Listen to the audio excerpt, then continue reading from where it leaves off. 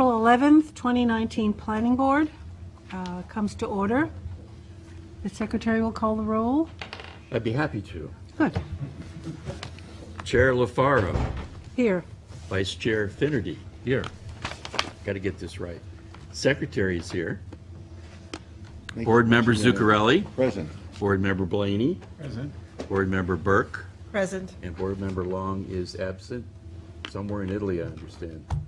Good for her. So we have a quorum, sir. Great. Ma'am, we're ready. We have an application to make. Please rise. Pledge.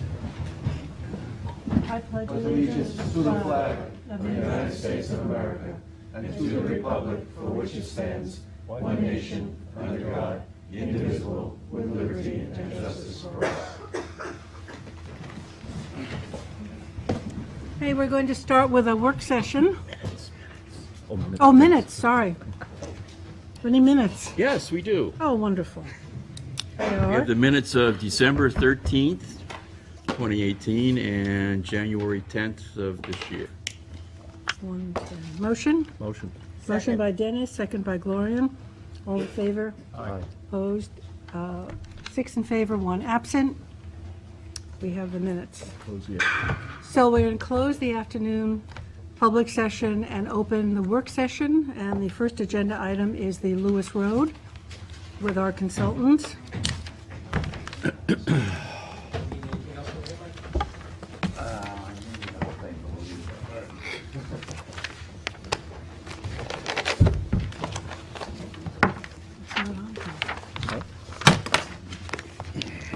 Hi, Mike, how are you? Good, and yourself? Good. Good. Good to You've see been you. busy. What's that? Been Been busy. busy. Yeah. Yeah. Anybody need hard copies? I would like, because I've been I reading have- it online. I have the 2 Okay, documents. Don't you want?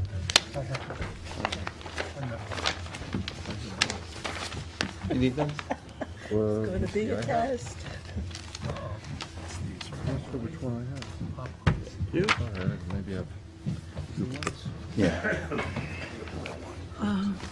One is this one, Yeah. and one is this one. Good One's boy. finished, Yeah, I got both. all right.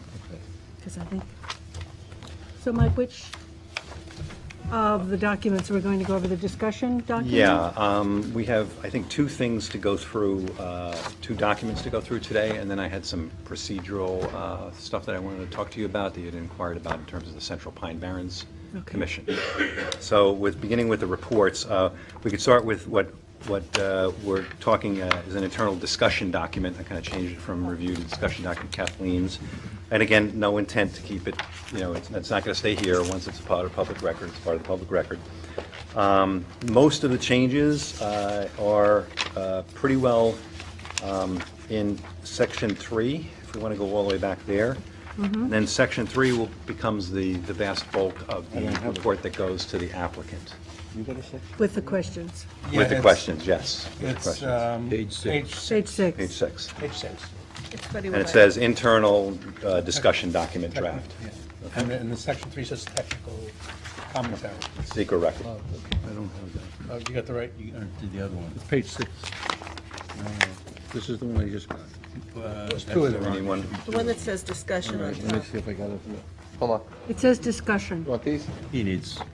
That's the one I just got from Anthony. Yeah, one's, I only got one from Anthony. sorry. Oh, that's what I It got. was Yeah, funny, I when I think- read this the first time on my phone, Right. it looked clean. Oh, And then when I went on the computer today, I saw all the red All the- and all the blue, red lines, and it was yeah. so much harder to read. I tried to eliminate any of the extraneous things like formatting and whatnot, so it made it at least reasonable to go But I through. thought I was looking at 2 different documents. I was like yeah. comparing phone to Oh, yeah, absolutely. computer. Again, in the black and white, it's underlined what the changes Yeah. are. So we'd start at, first, Jackie and I had a fairly long discussion, and she had the very good idea of separating them into topics, the discussions into topics. And then at the end of each section of the topic, to then bullet out comments, specific comments. So that way, it's not just an extended discussion. It's like here's the subject matter. here is the discussion, here are the questions we're asking you. So that's kind of the format as we go through it. What I did also was in section 4 and 5 of this internal report are our earlier discussions about the initial discussions about the project, and then secondly, the discussions about the project once there was an assumption of possible full-time use. So what I did was, as a result of some of the suggestions, I also pulled forward a number of those comments and then deleted sort of any internal references, and just left it as what we would want to have externally to the applicant. So we can go through, I don't know if you folks have had a chance to read through. Yes. Okay, what we can do is if any of you have comments, let me see if I have anything in the first one. Oh, I did have one comment. The first bullet on the bottom of page 6. Does the record to date have sufficient information to answer whether the project change to full-time occupancy would result in one or more significant adverse impacts not addressed in the original D and FEIS? And I'm just saying, rather than using the word occupancy, I want to say full-time use. And the reason is this, that it may extend the use of the golf course, for example, or the clubhouse a little bit more.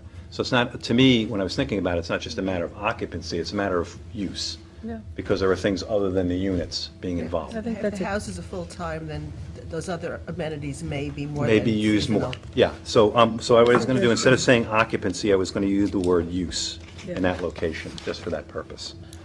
And does anybody have any other comments on section 1, which is the occupancy section? We don't have a section alternatives, and I know it's incorporated into occupancy, Yes. so I didn't know whether you wanted to break out alternatives or just leave them in this. No, I think we leave them in because they touch on different subjects as you go through. Okay. Those are their alternatives, 2A and 2B. Yeah. In the D and FEIS, and alternative 3. Now, Yes. when you talk Right. about the seasonal as opposed to year-round, whether it may have an effect or not, is that what the question we're asking? Will it have an effect or will it not have an effect? Yes. It will Yes. have an effect. Well, no, we're asking that question of the applicant. That's the question, okay. Yes. Make sure we have the right question, so it's Yes, yeah, and it breaks itself out into several categories. Several it won't, like clearing. You know, that's not going to make a difference. You're going to clear what you clear. Construction, for example, might be the same. But for things like water use and the golf course use and traffic, things will, Nitrogen the loading. impacts will vary. So it isn't just one thing, and it isn't all of the items too. So we kind of ask that as we go through the different sections individually. Does that make sense? yes. Yeah. Okay. Then we get to section 2, which is schools. And again, when we went into the FEIS, we found, and the DEIS, we found that the alternatives, 2A, 2B, and 3, had school children included in them because they had the assumption of full-time use. And that varied between 100 and 130 school children, and also wound up with a deficit in terms of taxes collected versus school children possibly generated. So it went from a positive to a deficit, assuming the full-time use. That's in this section. Alternately, what I also thought about was originally in the PDD, the East Quogue Elementary School sanitary system was going to be upgraded as a matter of a public benefit. Yes. Okay, well, the project was not generating any school children at that particular point.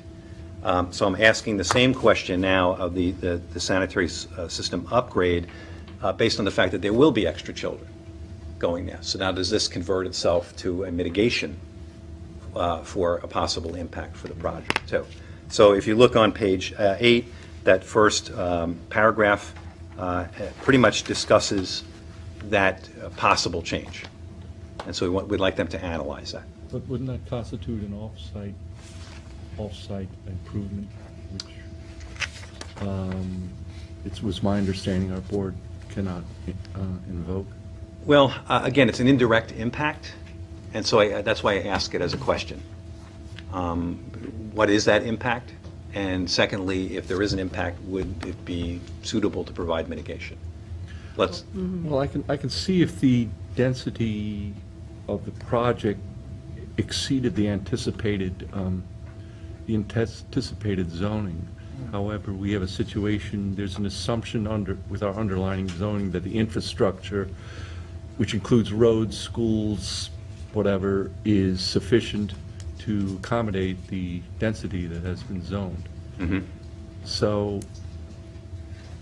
I'm just wondering, how do we treat this, focusing as an as-of-right, on the as-of-right It's aspect? an interesting one, because it is almost secondary, because it's the school and then the school district. But in terms of, a development like this comes up, might require some off-site traffic improvements, even though, following what you said, the assumption was it's zoned that way because the infrastructure, including the roadway system, could handle it. But when you look at it, perhaps it doesn't. So I'm not sure that there would be a limitation on, having to mitigate an off-site impact that could come from this. Now, whether or not there is such an impact is one of the questions. one We of the don't even know. questions. I mean, Right. and then we get back into the question of school children, will there really be an increase, and would they end up somewhere else, not in this school, that whole kind of thing. So it's a little more diluted than traffic, which is.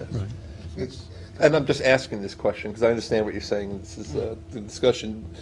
Would it, and I'm just asking this, does it make more sense to raise the question as whether or not this year-round use would generate school-age children, and that potential mitigation, just in general terms, may need to be considered if there's I don't know, maybe it's the specific as to the off-site is making you uncomfortable, I see, because of the, I understand the off-sites, mitigation requirements under SECR are Comes pretty from clear. years of applicants sitting in front of us telling, that's an off-site improvement, you can't make us do that, and then our council saying, yeah, they're right, you can't make us do that. That's just, it's that cumulative. Yeah, no, I understand. Anthony, again, this may be, they're not using about 450 acres. Now, that 450 acres they put as open space, would that be allowed to be used for residential use under the zoning? Yes or no? All of the properties residentially. So therefore, if they're saying that if we treat this as a year-round, we get 130 students, shouldn't they take into account the 450 acres that are taking out of the residential zoning and making open space, saying they are not going to generate a certain amount of students?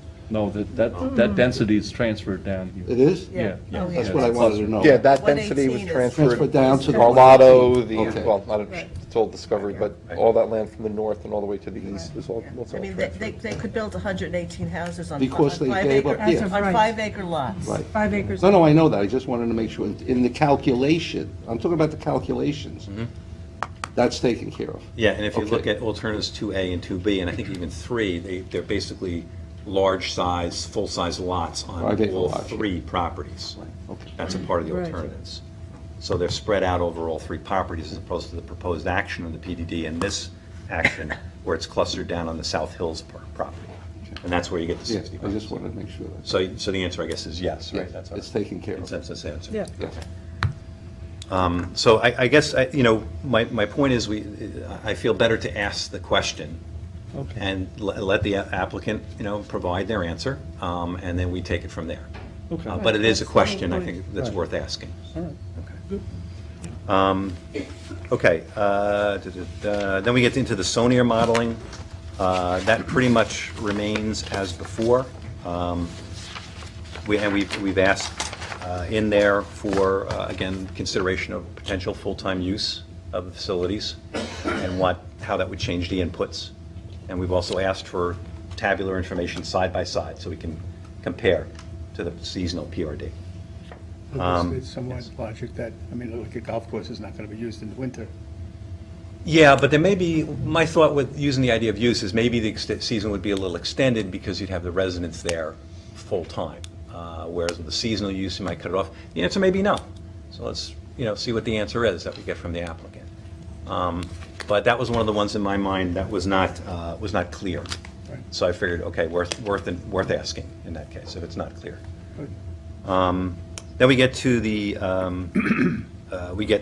out parcels, which we've already discussed, is now that they're physically capable of being developed, was that considered?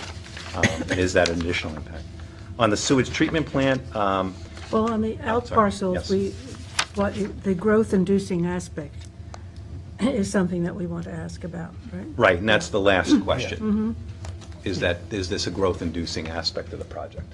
And to clarify for that, what happened was there are these out parcels that are not in the ownership of Discovery Land, and then as part of the pre-app, we said, well, you got to still show that these parcels have adequate access, that you could get to them, and so the plans show, you know, the properties now having access, and so they raise the question, does that, you know, add to potential development and that kind of thing? And Because the development is And- more feasible now. Yeah. Right. Because there's a road Because to it. there's access, there's physical access, as opposed to just legal access.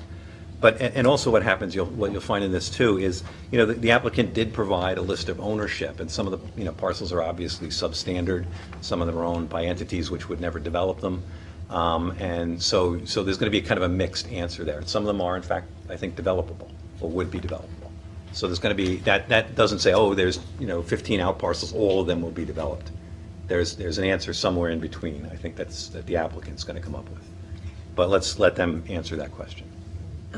Just speaking about the out parcels, the original PDD had the Carlotto property sterilized. Yes. Now that's being developed separately by another applicant, I believe. Well, we did have an application on it. Yes. Yes, South. that was there was that piece for which there is we did a pre-application Right. report on it. Yeah. That piece is not part of this application. Correct. And it's not really part of the PDD, only to the extent that it was being offered, I believe, as off-site additional mitigation at the Right. time, above and beyond, because it's not the yield, none of it's really being considered here, so, you know, and so there is a pending application with Yes, it. but is that something that needs to be looked at in terms of now that's developed? And I don't know, I mean, I'm just asking the question, whether there is any, Did they withdraw that application on the No. Carlotto subdivision? No, but it's Was also, it- it's was just, it- it's adopted pre-application report, nothing It was a else. 33-lot subdivision, wasn't it, or something? Yes, To that Yeah. and extent? then there's all. Across from the East Quogue 7-Eleven, I don't know how you can equate, how you can bring that into this. yeah, project. I don't know. No, I I think think it's- it's I'm asking- Yeah, no, you've asked the question, and I've asked it myself Yeah, before. we're talking about potential encouragement of other developments. Well, here's a place where it's happening, and is that any part of this? I'm just, I think the answer is no, that's actually working in reverse. okay. You know, if the PDD had gone forward, then that would have been removed from the pool of potential, you know, lots that could be subdivided or created. Well, Now it's not, but it always was, even before the project and after the project, the PDD part of it. Well, it was good, that was going to be sterilized, and now it's not part of the project, so Yeah, it's being right. developed separately. But I guess my point is that even before the PDD, that project could have been developed Yeah, separately. that's correct. Would have been withdrawn and now is back to the original existing condition. So that's kind of more of the definition of a public benefit.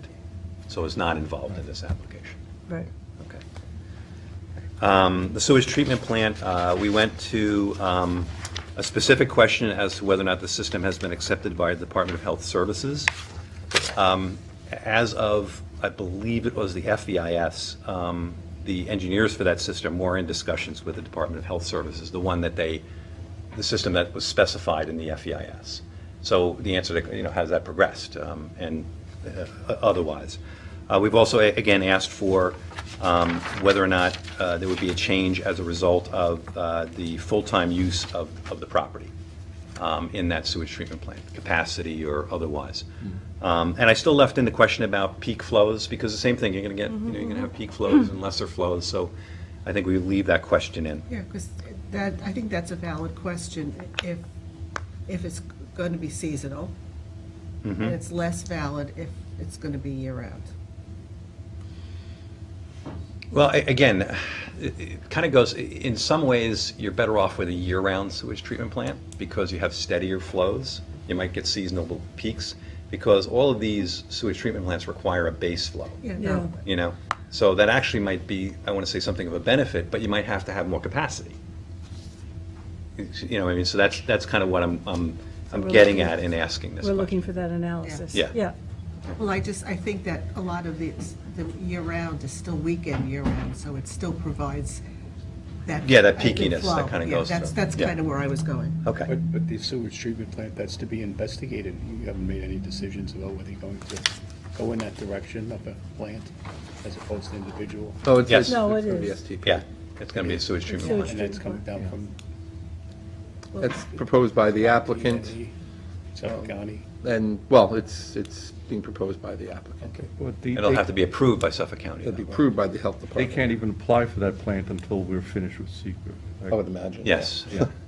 Because, I mean, you design, Because you want to know what You you can't get decided input for from you. the health department until until we finish our project. Until we. Yeah. That's right, and then we do our referrals, Right. yeah. Yeah, but I mean, I think the one part of the question that could be answered now is that the system that they're proposing, is Suffolk County familiar with it and have they approved it? Or is that just another step in the process? So I think you're right, that you don't go to the health department until you're ready to go, which we're not, they're not right now. No. but I think it is a valid question to say whether or not the system you're proposing right now Is acceptable. is, to the it has county. been accepted by them. Yeah, Right. Well, what is acceptable to and has been accepted are two separate questions. So we're asking, has it been accepted by the county? Yeah, Yeah. that's the more definitive Yeah. question. Yeah. That doesn't mean for this thing, or whatever the exact design is, but they're usually package plants, they call them package plants, and they're made of modules. Right. You know, and so the question is, from this manufacturer, have you accepted this type of modular plant before? You know, and I think that's valid to ask. You know, if it hasn't been, that's not necessarily disqualifying, but where are you in the process? Yeah, it's just, it Becomes the question. makes the whole process longer. And again, in looking in the FEIS, I found reference to the fact that it was being examined by the Department of Health Services. Uh-huh. So there was no, it has been accepted. Right. That's, It's being examined, yeah, it was being examined as something for them to accept. right. You know, so that's kind of the way I read it, so that still leaves the question out there.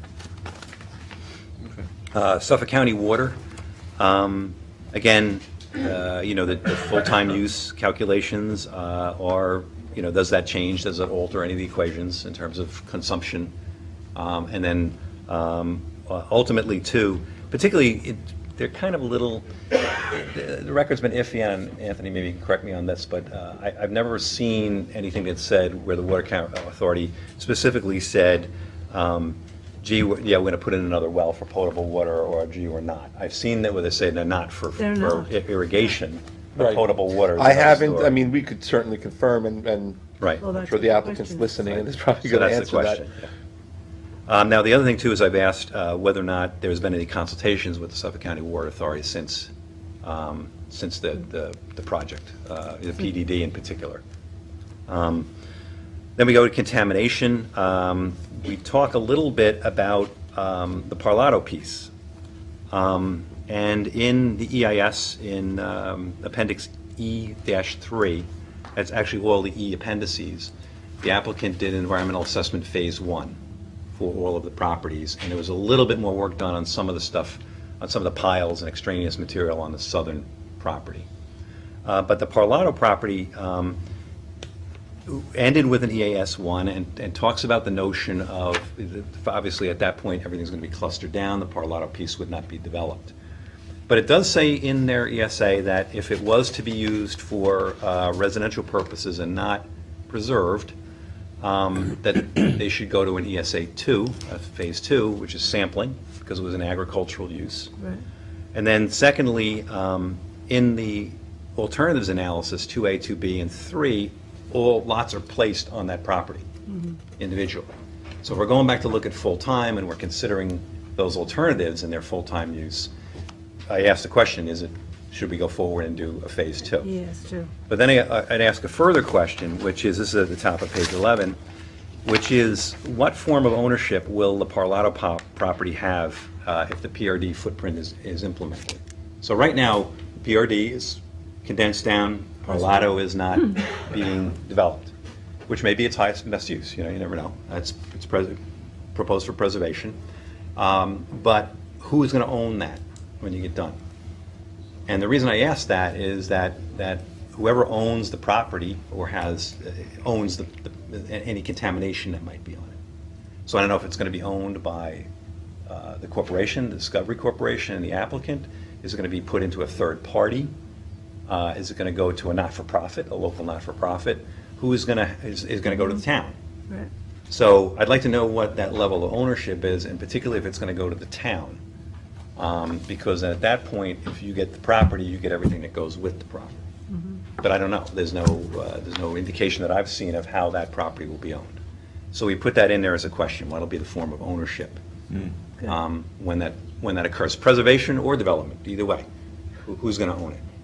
And you guys are the town, so if it's going to be the town, then that's a question that should be answered. We go to the golf course, and we have a couple of questions with regard to turf management system and the fertigation. We have the one specific question, I think, Lorian, that you asked, is will the members or owners of the applicant's other properties be allowed to use the golf course? So we're asking that just explicitly. From what we understand, the answer is no, but we still want to answer the question and have it answered explicitly. Did the That's question, the middle of additional- page 11. The additional question on that about LLC ownership, and then would the people involved in an LLC be allowed to use? I think that was one of the questions. Yeah, I thought I that saw Robin that somewhere, asked. yeah. And I thought I saw that Yeah, somewhere. we did Did you ask put it the somewhere? question, yeah, I forget exactly where at the moment. We did ask the question as to ownership of the properties and how the units and how they'll be held. And one of them was LLC? not shared ownership Okay. of the properties. One of the questions. I forget if I can't remember if I put it in the golf course. Like timeshare? Yeah. That was mentioned, I thought I saw that earlier on. Yeah. I know I've seen it somewhere. Yeah. Yeah, it is in In here. I this just can't remember where I put it. Not just from earlier stuff. Page 6, bottom, first bullet. Yes, fractional owners at the Second bullet. at the bottom. Fractional, Yep. certainly not Yeah. timeshare. But Right, I'm not okay. quite following most of the properties out here. Many of the estate properties are owned by LLCs. Yeah, I think the answer, I didn't want to ask it in terms of an LLC or not. I wanted to ask it in terms of, fractional Fractional ownership ownership. and part-time use, because that may increase the intensity of the use. That was the notion that was involved. But what is I mean, these are going to be fee title properties conveyed to an entity. Well, was the question about fractional relating to timeshare? Yeah, timeshare, yeah. That's Right. Sure. So should we tailor it down to timeshare, find out if it's going to be a time, because LLC sort of, I mean, that's, That's just a different form of Right, yeah, ownership that's of a the whole different package. form. Okay. yeah. that covers the whole. So we'll Yeah. change the word fractional to timeshare ownership. Right. Okay. Anthony, did you see anything in the No, I mean, I application think, showing- if I remember correctly, one of the questions, and the board correct me here, was that with respect to the LLCs, you're right, many of the properties out here are in LLCs. I think the question was geared towards, if you have an LLC, how many people, are part of an LLC that would have access to use of the golf course, that was- So is there, in other words, the analysis says that we would anticipate X amount of, usage of the property.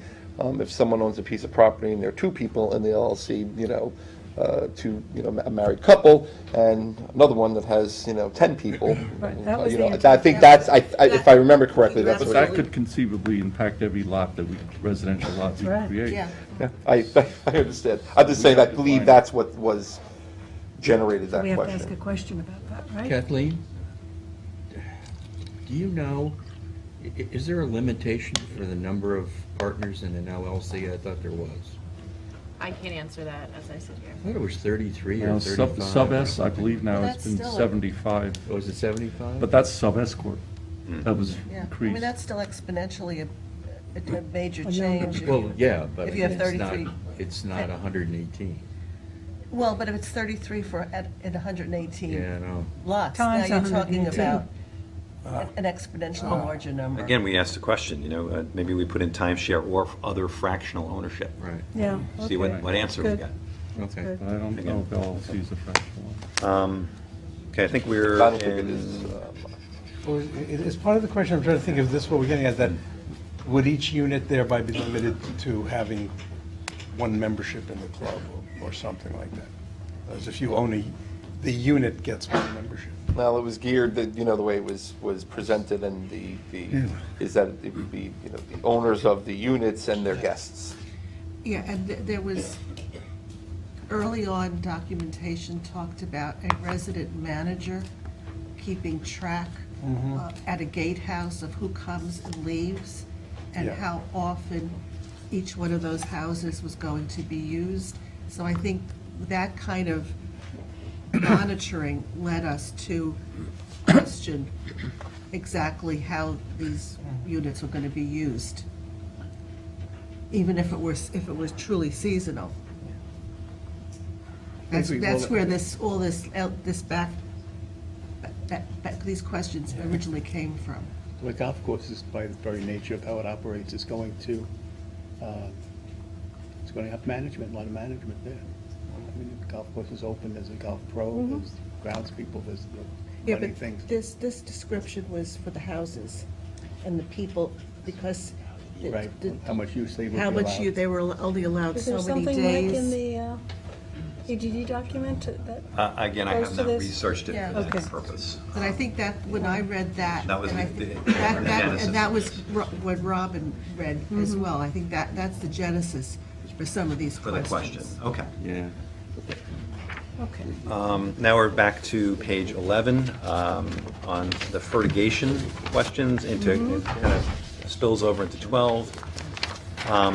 Again, a lot of it has remained the same as before.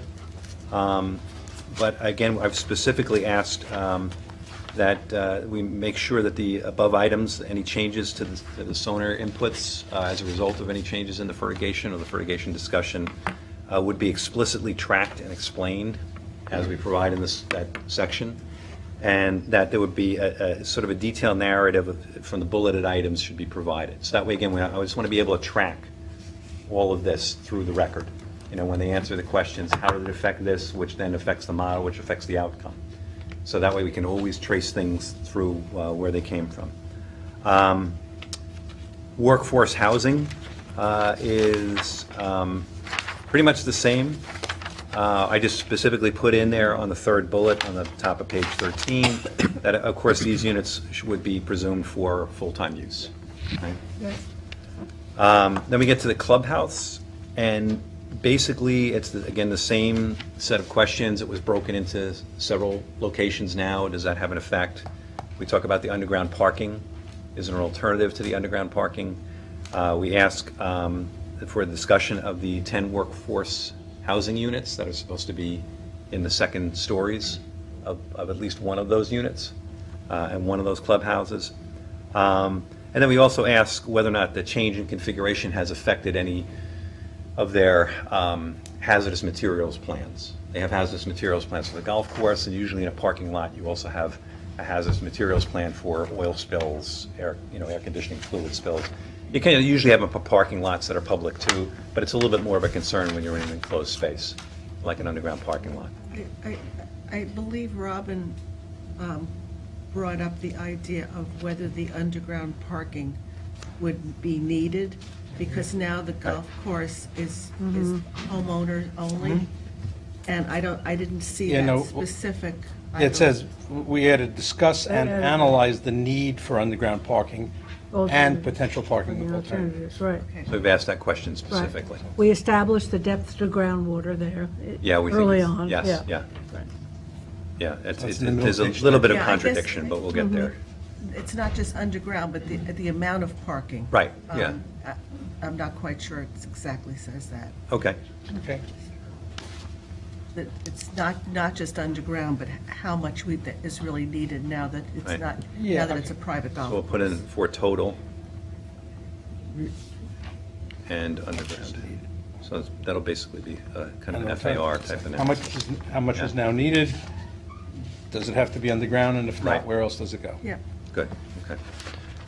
Then we get into the Central Pine Barrens questions. You want to leave that till? Yeah, I was thinking maybe we leave that until we go through the discussion, and we'll just come back to that Right. section, because a lot of it relates to the process that we've gone, that the town board and the planning board have gone through so far that relate to that. So, anyway, that leads us to 13, which is transportation resources. One of the things we noted was that the alternatives 2A, 2B, and 3, the traffic numbers, by digging into appendices H, there are a number of appendices H in the FEIS, are provided as estimates and are not fully modeled. So now we're asking for a full-time use analysis, and to a certain extent, we're saying, well, it's in the record already, and it is, but it's in his estimates as opposed to the traffic being modeled. So there's no levels of service for the intersections or anything like that. So the applicant would have to do that to provide full-time analysis.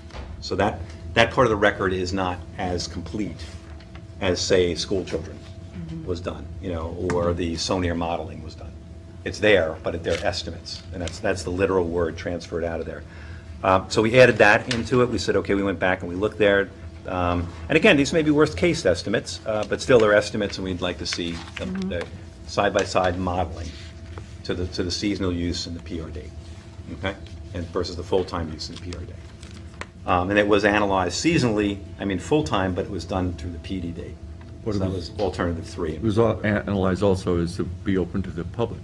Yes, well, that's a part of the whole change. Now, I'm assuming there's not going to be a lot of outside traffic going to this. Yeah, and it'll reduce, and well, actually, it already has reduced from the PDD to the PRD. So we'll talk about that when we get to the Central Pine Barrens. But yeah, that's what I'm saying is that alternative 3, for example, traffic, it was an estimate, but it might be a worst-case estimate. And the modeling will actually show a lesser impact. But my point is that it wasn't done at the same level as the seasonal use. And so it should be done at the same level as the seasonal use. And this time without the assumption of a public golf course. Right. Yeah, because it's only the private owners that will have owners in there. So I expect the numbers to come down. The overall number, all we got was an overall number. We didn't get any breakdown. Where do they come from? What intersections do they use? There's a whole modeling methodology. It's from the Highway Capacity Manual is where they take all the stuff. So we didn't get that, so we're asking for it now. That make sense? Yes. Okay. Air quality. Air quality is the same question we had before, is that it's typical if there is a D or higher intersection that you should do a level 1 screening. But again, that'll get into our discussion a little later. Endangered and threatened species, it pretty much remains the same. And where we were asking about the window for tree cutting, because it relates to the federal threatened species, because it's called the northern long-eared bat. You have a very narrow window right now. Yeah. So I'm asking that question. We're a distance from the hibernacula, so I don't think it has to be the same as if you're living in New Paltz, which is where the closest hibernacula is. But it seemed a little short to me in what they had provided already. In terms of open space, that is kind of a big difference between it's not going to be a big difference, I think, between the projects, because they both preserve open space at about the 65% level that's required by zoning. You're talking But- PDD to PRD. PDD to PRD. But when you go to the alternatives analysis, again, alternatives 2A, 2B, and Right. 3 that were back in the PDD and analyzed for full-time use, that's not going to change. But they had full-size lots being 5 acre distributed lots. over all 3 parcels in those alternatives. So The what- open space was fragmented. so the Sure, open if they were space doing becomes it. more fragmented. So I'd like a little bit more discussion of that. And that, frankly, that might bear positively on the application that you're considering, where it's all Clustered. clustered down. But if we're going back and looking at those alternatives for that purpose, let's look at it, again, apples to apples, as it were, and see where we go. Then have the construction impacts changed or methods change anyway in terms of schedule, or there's some discussion of use of off-road measures for, taking out the excess material, this sort of thing. So again, we asked that question again. Again, what we're asking is, right now, the figures in terms of open space from the PDD to the PRD are in different sizes and formats. So I'd like to get them in the same format, because that way we can literally lay them on top of one another and look.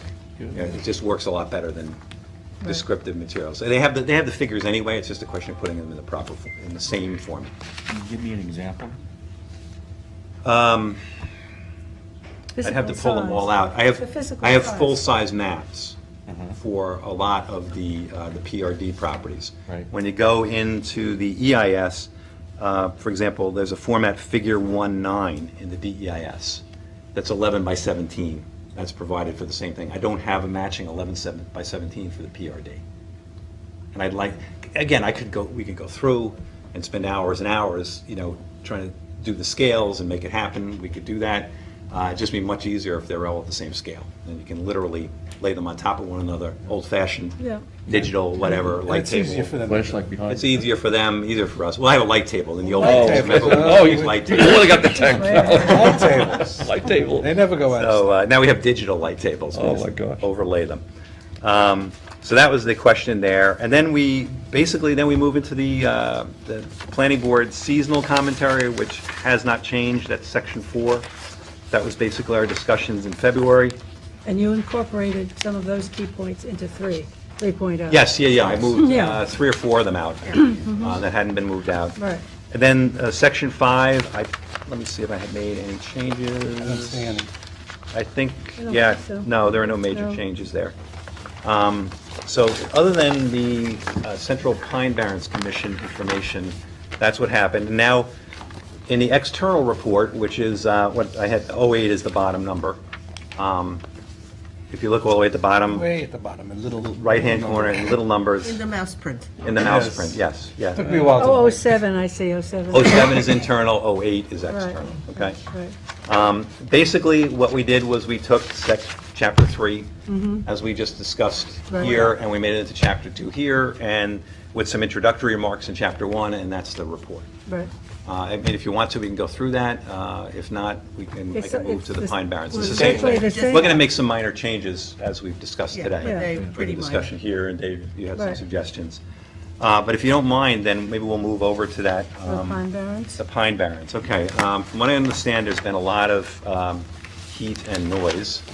Let me just, then, while you're giving that out, so with the Pine Barrens, they're going to discuss 20. procedural as it relates to dealing with the Pine Barrens questions and issues. To that point, this board knows, and we'll do it at the same time, we received a letter from the Pine Barrens Commission asking us, or asking this board to respond to what was their referral comments back when we first did the pre-application. And so Yeah, I can pass it. I sent to this board, I drafted something on behalf of this board, a response to the Pine Barrens Commission. Do you have that? Everybody have it? Because I have We have a copies. copy. Yes. Yeah, okay. And then I'll let them, All right, yeah, sure. And oh, perfect. You did better than mine. All right. The bottom line in all of this is that you as the planning board are already involved in this process. You've been doing what the process would like to have happen. I know it's a little harder to see up here. That's why I gave you individual copies. so much. But I'll kind of step my way through it. Basically, the first thing to remember is, the first thing we're going to do is what I call the simple chart. And what this is everything in green is basically what the town does. Now, there's a little mixing back and forth. Everything in blue is what the applicant does, and then everything in orange is what the Central Pine Barrens Commission does. And I'm shortening their name, I know that, but I just want to throw all the J's in there. So anyway, what happens in the upper right-hand corner, left-hand corner, I'm bad with my left and right, the applicant comes in with an application to any board, any local board, town board, zoning board, whoever, planning board. Then the first question is the diamond shape is yes or no, is it a development of regional significance?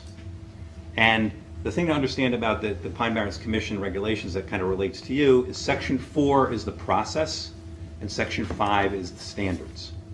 So all I'm talking about here pretty much is the process.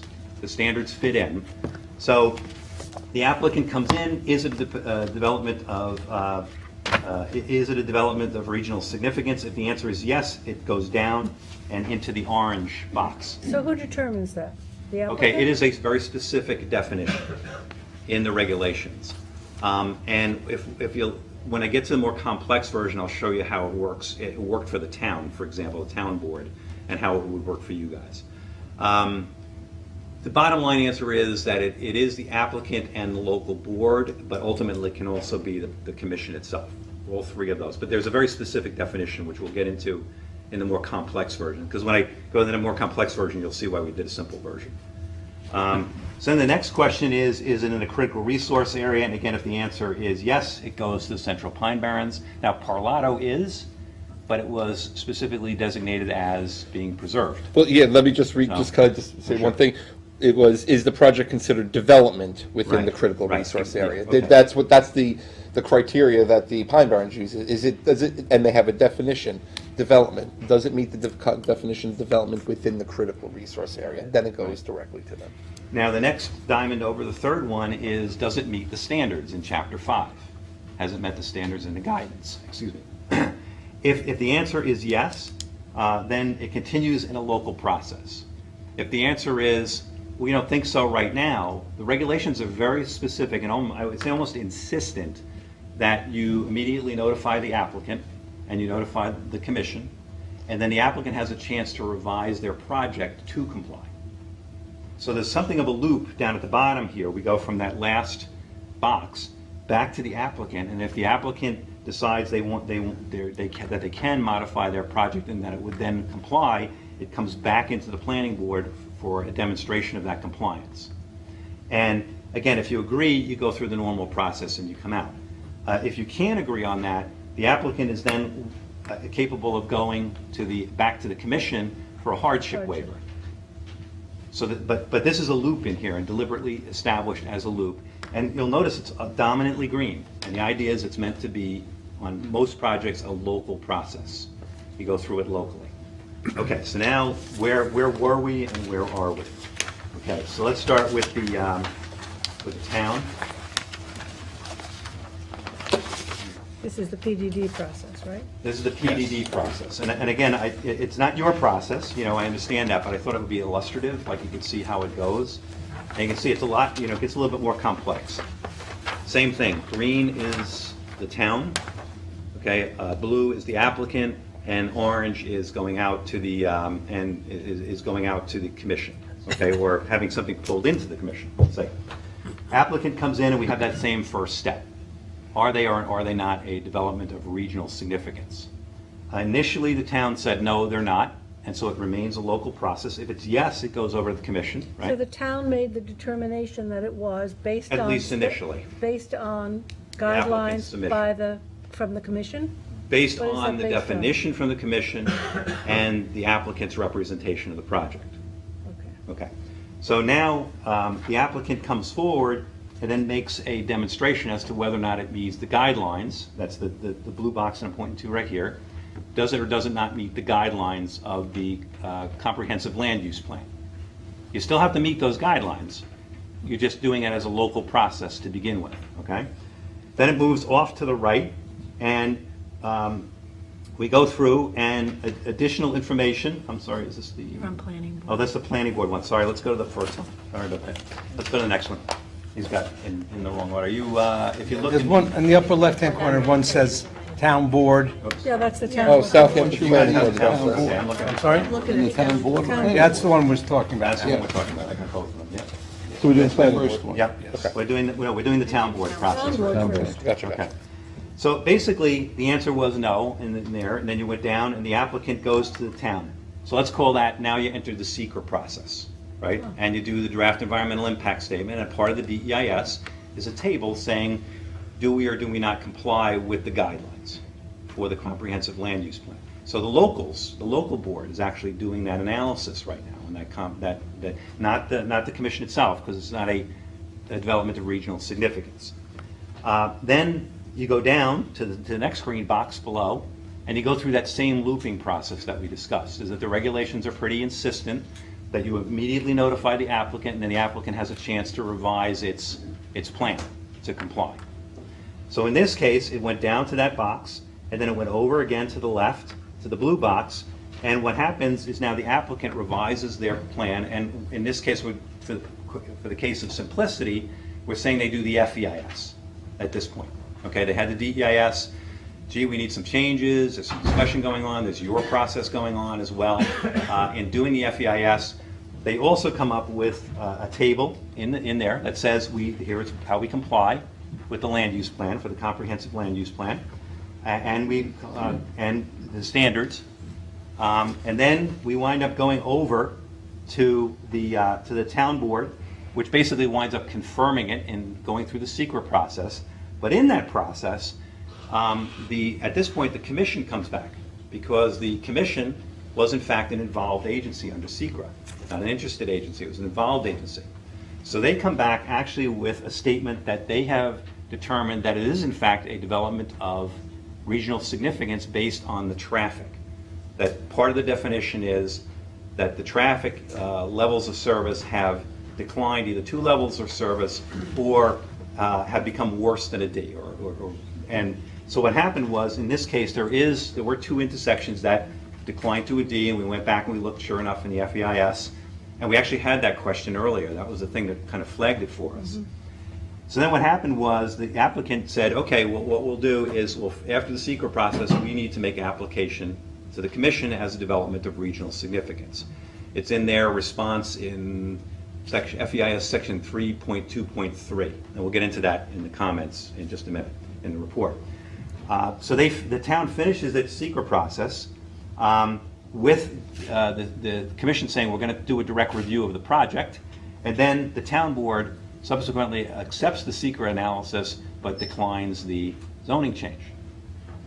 So now the applicant is left with the situation, what do they apply for? Because there is no project. Right? So now, if we go to the back of the submission that I gave you, just to show you, we'll take the first, all the way to the back, there's some 8.5 by 11 pages. Yeah. Okay, page number 1, and I've highlighted, is the table 1-20 from the DEIS. And if you look at the bottom, you can see it's the multi-use PDD at the top. If you look at the bottom, they say, okay, there's the Central Pine Barrens, and again, they throw the J's in there. And it says we need a conformance review and approval. That was in the DEIS. Next page. In the FEIS, you go to section 3.2.3, and the Central Pine Barrens Commission wrote a letter back as a part of the DEIS FEIS process and said, we've determined that you're a development of regional significance because you have 2 levels, 2 intersections at a level of service D as in David. Okay? So in doing that, the applicant then responded, or it was that they acknowledged that it was a DRS, and that the commission application they would be submitting and applying to the commission after the secret process was finished. Okay, so now we get to this dead stop here in the red, where the town board accepts secret, but then denies the application. So effectively, there is no project. They said we're going to apply, but there's nothing to apply for, right? Because the project has been, I want to say rejected, but the zone change has been rejected. Okay, so now we get to the planning board process. Very similar, it's the same as the town board process. Again, you enter from the upper left-hand side. On the upper left-hand side, the applicant provides an application to you guys for subdivision and site plan approval, planning board, right? First question, is it a development of regional significance? The answer so far is no, right? So we go down to the blue box. And we'll get to this in a minute or so. Despite the fact that, What's that? Despite the fact that the commission said it was. Well, it's a different project. and That we'll was get under into the that in a minute. PDD. We'll get into that in a minute. Thank you. So now, all of a sudden, in comes the compliance analysis from the applicant in this next green box. And in the compliance analysis, they show traffic analysis. And that traffic analysis shows, because of the decrease in traffic probably from the golf course, that those intersections are no longer going to level of service D. So the reason for them being a development of regional significance has dropped, has ceased to exist. So what happens is if you look now at the third page they give you, and this is where we picked it up to begin with, I don't remember that last meeting in February, but I said, gee, they've dropped the Central Pine Barrens Commissions as a required application and approval. And you'll see that I do a stripe at the bottom that shows basically nothing, because that's basically what happened. Was now they're not a development of regional significance. However, the process doesn't stop there. We're sitting right here now with this red box. And what we're doing is we're saying, okay, well, we're going through our process, which also happens to include reviewing for comprehensive land use plan, and we have some questions. We need some clarifications. So again, not unusual for it to be, the questions to be kicked out and it's, again, required, and then the applicant can answer those questions and/or modify their plan, and then it would come over to the planning board again for a determination as to whether or not it complied. If we determine that it doesn't comply, it comes back up here to us, and then the applicant can kick it out as a hardship waiver, going to the right. Does that make sense? That's where they would apply for, because in this loop, we have agreed to disagree. And if we disagree, then the applicant can move forward and say, well, I'm going to go to the Pine Barrens Commission for a, Central Pine Barrens Commission for a hardship waiver. So they could directly enter the process that way. Another alternative is, in this whole process, and you'll find this in the footnotes, I think it's footnote number 7. If we look at that, yeah, footnote number 7. Okay, section 4.4.3 and 4.5.3, Kathleen, indicates that the Central Pine Barrens Planning Commission can call up a project, whether they consider it to be a DRS, a Development of Regional Significance, or not. One of the supervisors has to nominate the project, and then by a majority of the board, they can call a project up for their direct review. So that's sitting out there as a process in the background. Again, has really nothing to do with you, I want to say, as a planning board and going through your process, but it sits out there as a possibility. Now, one of the other things that could happen is in the last town board process, in this last step over to the left, the town board basically got a comment, and the applicant agreed that they were development of regional significance, but nothing happened because the project was not approved. The project itself in the form of the zoning change. The record was. But you could also get what's called a kind of a sense of the board or a sense of the commission resolution. So in other words, the commission can, even if they don't never call it up themselves, they can look through the application and then give you their sense of the matter.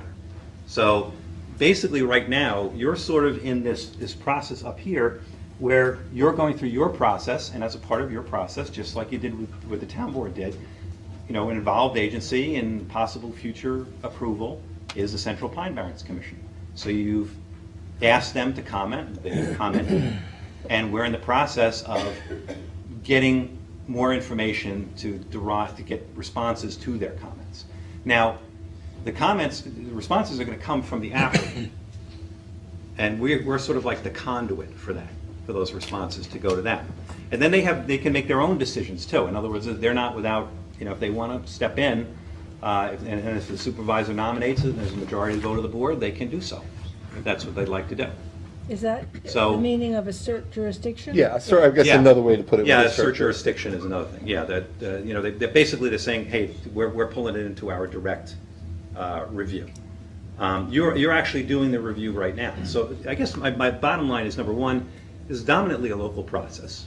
As you can see, there's a lot of green, in this whole thing for you folks to do the review. And you're doing exactly what you should do in that process, which is to take in the application, review it. If you have questions, go back to the applicant. If you disagree with the applicant, you then have to give them the opportunity in any event to make changes if they want to, and then they come back to you. And that's kind of what the external report is in part 4 on many different matters, but this in particular is also included. So that brings us back to where we are, which is we're in the secret compliance analysis. We have a blank, right, because the levels of service are now not sufficient to call it a development of regional significance. But in doing the process, if we go back to the 07 document, we'll go back to the section that we avoided, Page 13. which is Yeah. page 13. Right at the bottom, number 12. Starting at the bottom, yeah, Yeah. and then spilling into the next page. Yeah. So, basically what I do is, we with the help of staff and Dave and a couple of other people, we do a little bit of retracing the steps in the first paragraph, very specifically. Saying, okay, what happened before, what's in the secret record, and whether or not there was consistency.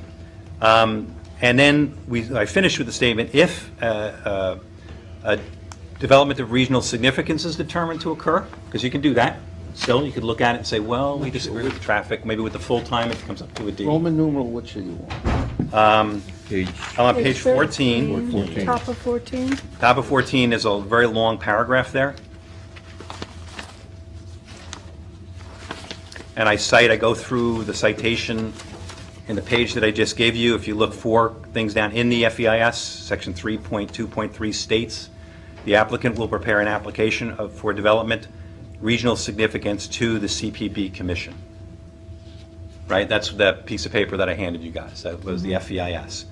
Then fast forward to us, and we basically have a compliance document that leaves that out because the levels of service that made a development of regional significance have been ameliorated.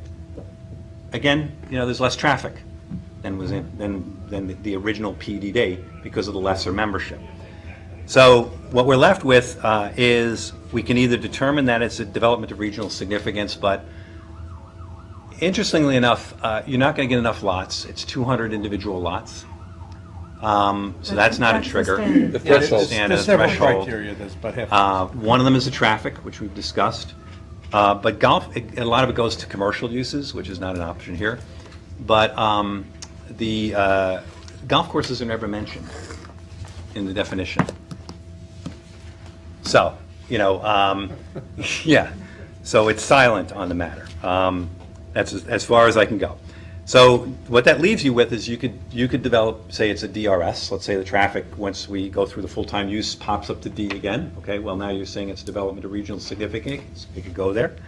Alternately, the Central Pine Barrens Commission can call it up or assert jurisdiction directly, as we discussed. One of the supervisors nominates, a majority of the board agrees, and they bring it to their own direct thing. Or the third item, 1, 2, 3, let's see.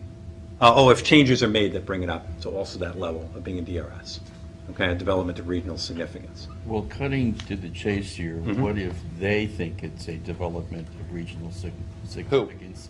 The Commission. And we don't. If the Pine Barrens asserts jurisdiction through whatever legal process they do, and that is successful, whatever that means, because I'm not too familiar with, because there's a petition, they have to have the vote and everything. If they get, you can't have 2 boards with jurisdiction. So if they assert jurisdiction and it is successful, I will have to verify this. I believe that they would have the They're jurisdiction. bound by state law. What's that? These thresholds are written into the state Absolutely. statutes. Yes. 200 lots, service level of traffic. Yeah. They can't There's just. 4 of them. It's 4 very clear bullet points. Right, so Nitrates. they can't just arbitrarily determine it's a regional. Well, their standards are different from a development of regional significance. Okay. Okay, development of regional significance is defined by the use, the level of the use. Certain numbers, 300,000 square feet of commercial, levels of service D and descending, 2 orders of magnitude. 200 individual lots, I think 300 attached lots. Correct. Or units, attached Yeah, units, like that's right. apartments or condos or something. But again, there's no mention of golf course, and the maximum yield on this property is 137. So you're not going to hit 200. So Yeah, no question. And I would say, Phil, the other side of it is, these types of questions pop up all the time. I mean, you have the DEC has different standards than the Town Conservation Board, for example. And what I would say is, in terms of process, being that the Pine Barrens calls for a local review process, we're going to continue doing it under the process that we are required to do under the state law. And should the Pine Barrens decide they want to assert jurisdiction and go through that process, we'll deal with it when they do. They Well, can do that. They have to articulate a significant adverse impact on the goals of the club. But again, that's really outside the confines of this board. If that happens, it happens. But they have to use the standards we've been talking about, unless they just want to. Well, to assert jurisdiction, they have to articulate a significant adverse impact on the goals of the club. So that's that umbrella that's out there that they can do. And in any other event, we're all guided by the same definitions under development and DRS, correct? Will you say that? So, I'm sorry, John, go ahead.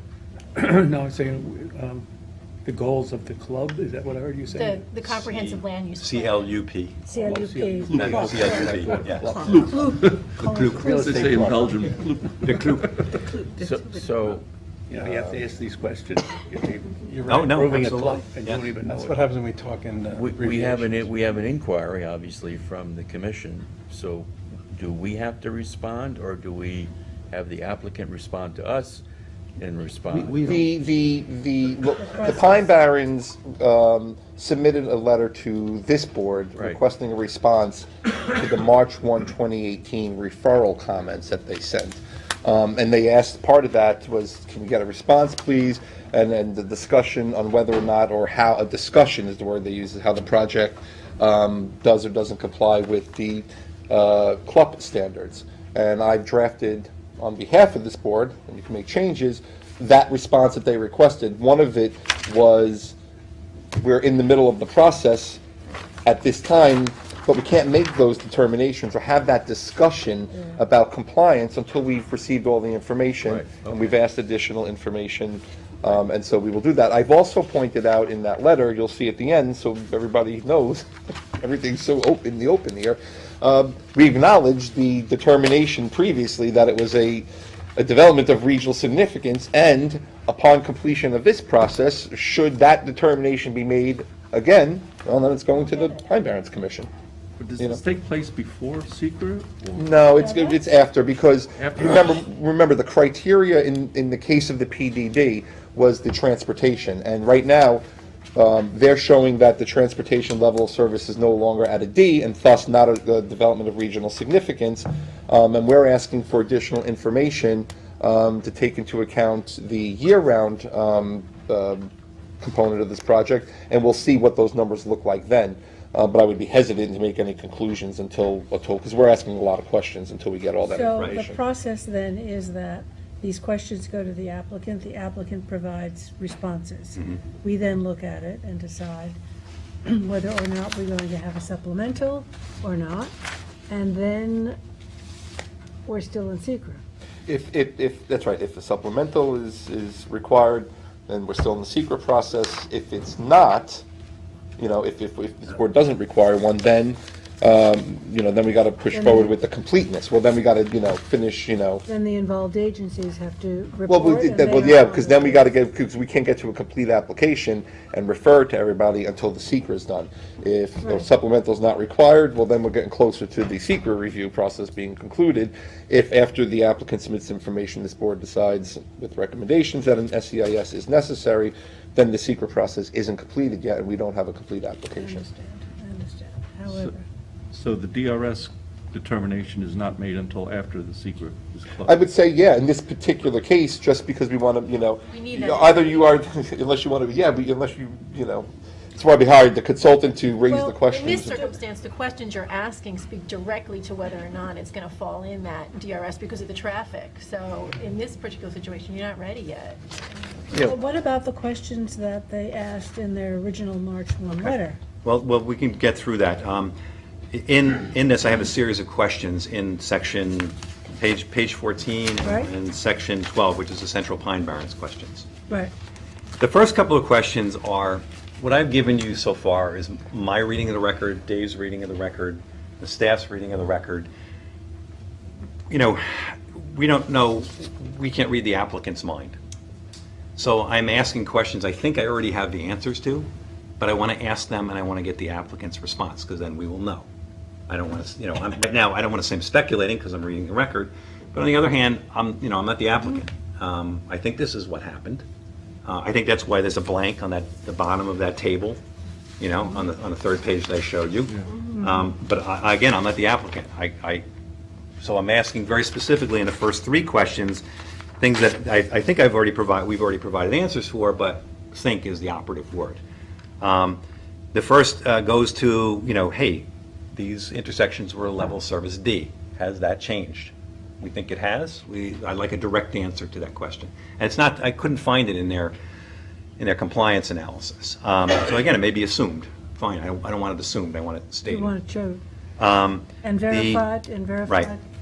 And verified, yes. And then, again, was that condition mitigated in a way, that final determination of a development of regional significance, the DEIS, is no longer valid? That's the second question, right?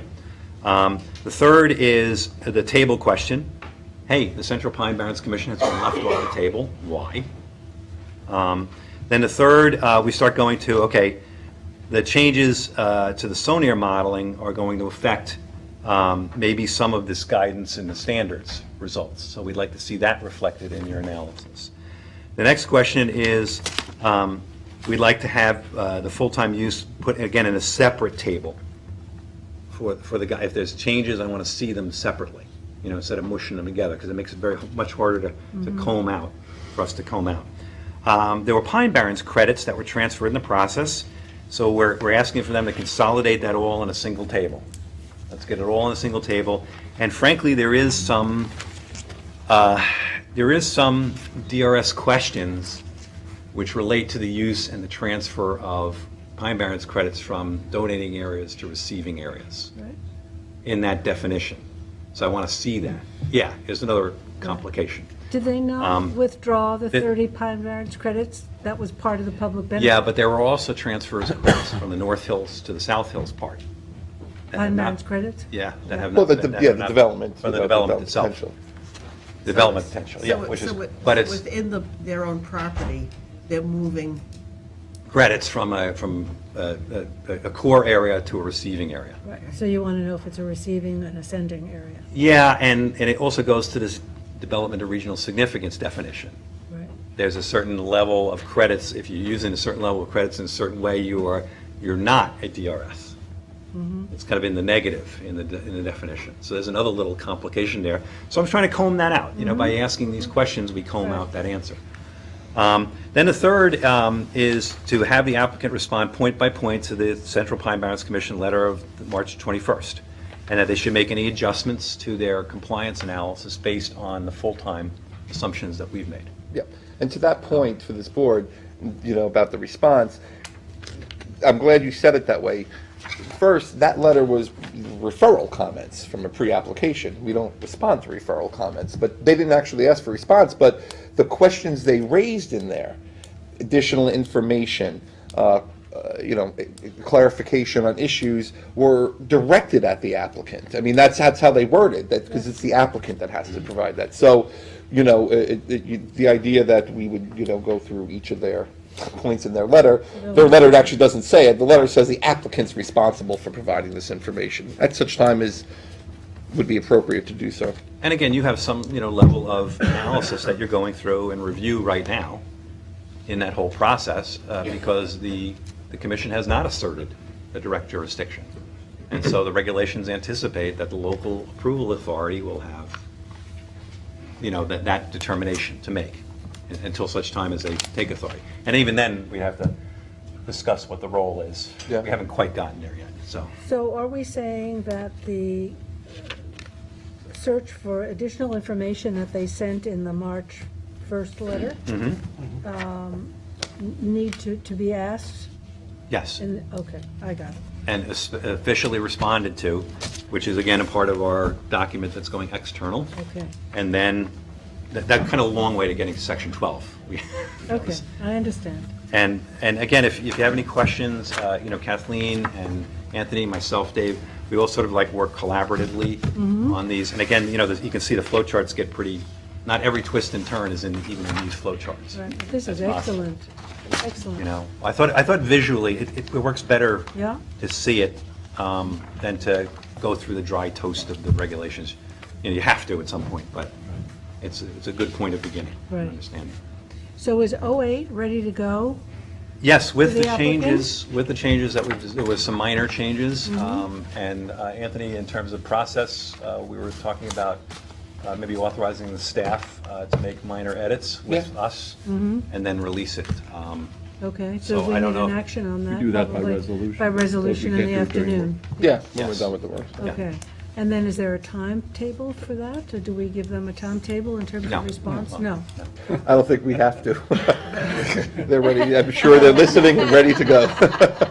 This is They'll a set lot their of- own lot times, of but- note-taking. Yeah, up. they are. And I am at a hard stop vacation April 24th through April 27th through May 4th. Good for The other break that I took was a working vacation. I could do things.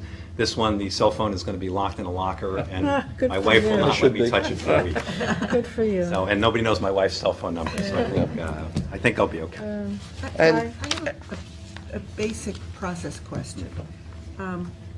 What I think I heard earlier was that the questions should be answered by the applicant have to be information that already exists in the DEIS or FEIS.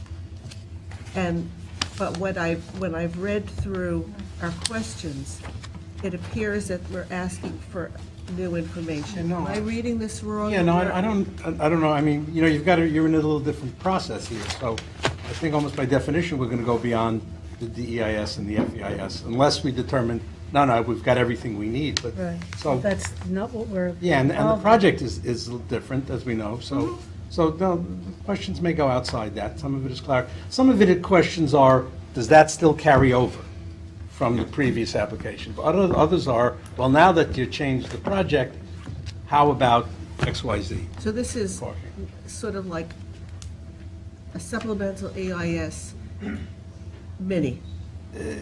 It's outside that process, because it's asking, we're asking for enough clarification so that we can then determine whether it's significant enough to require a supplemental. Yeah, I would prefer that. And again, EIS light.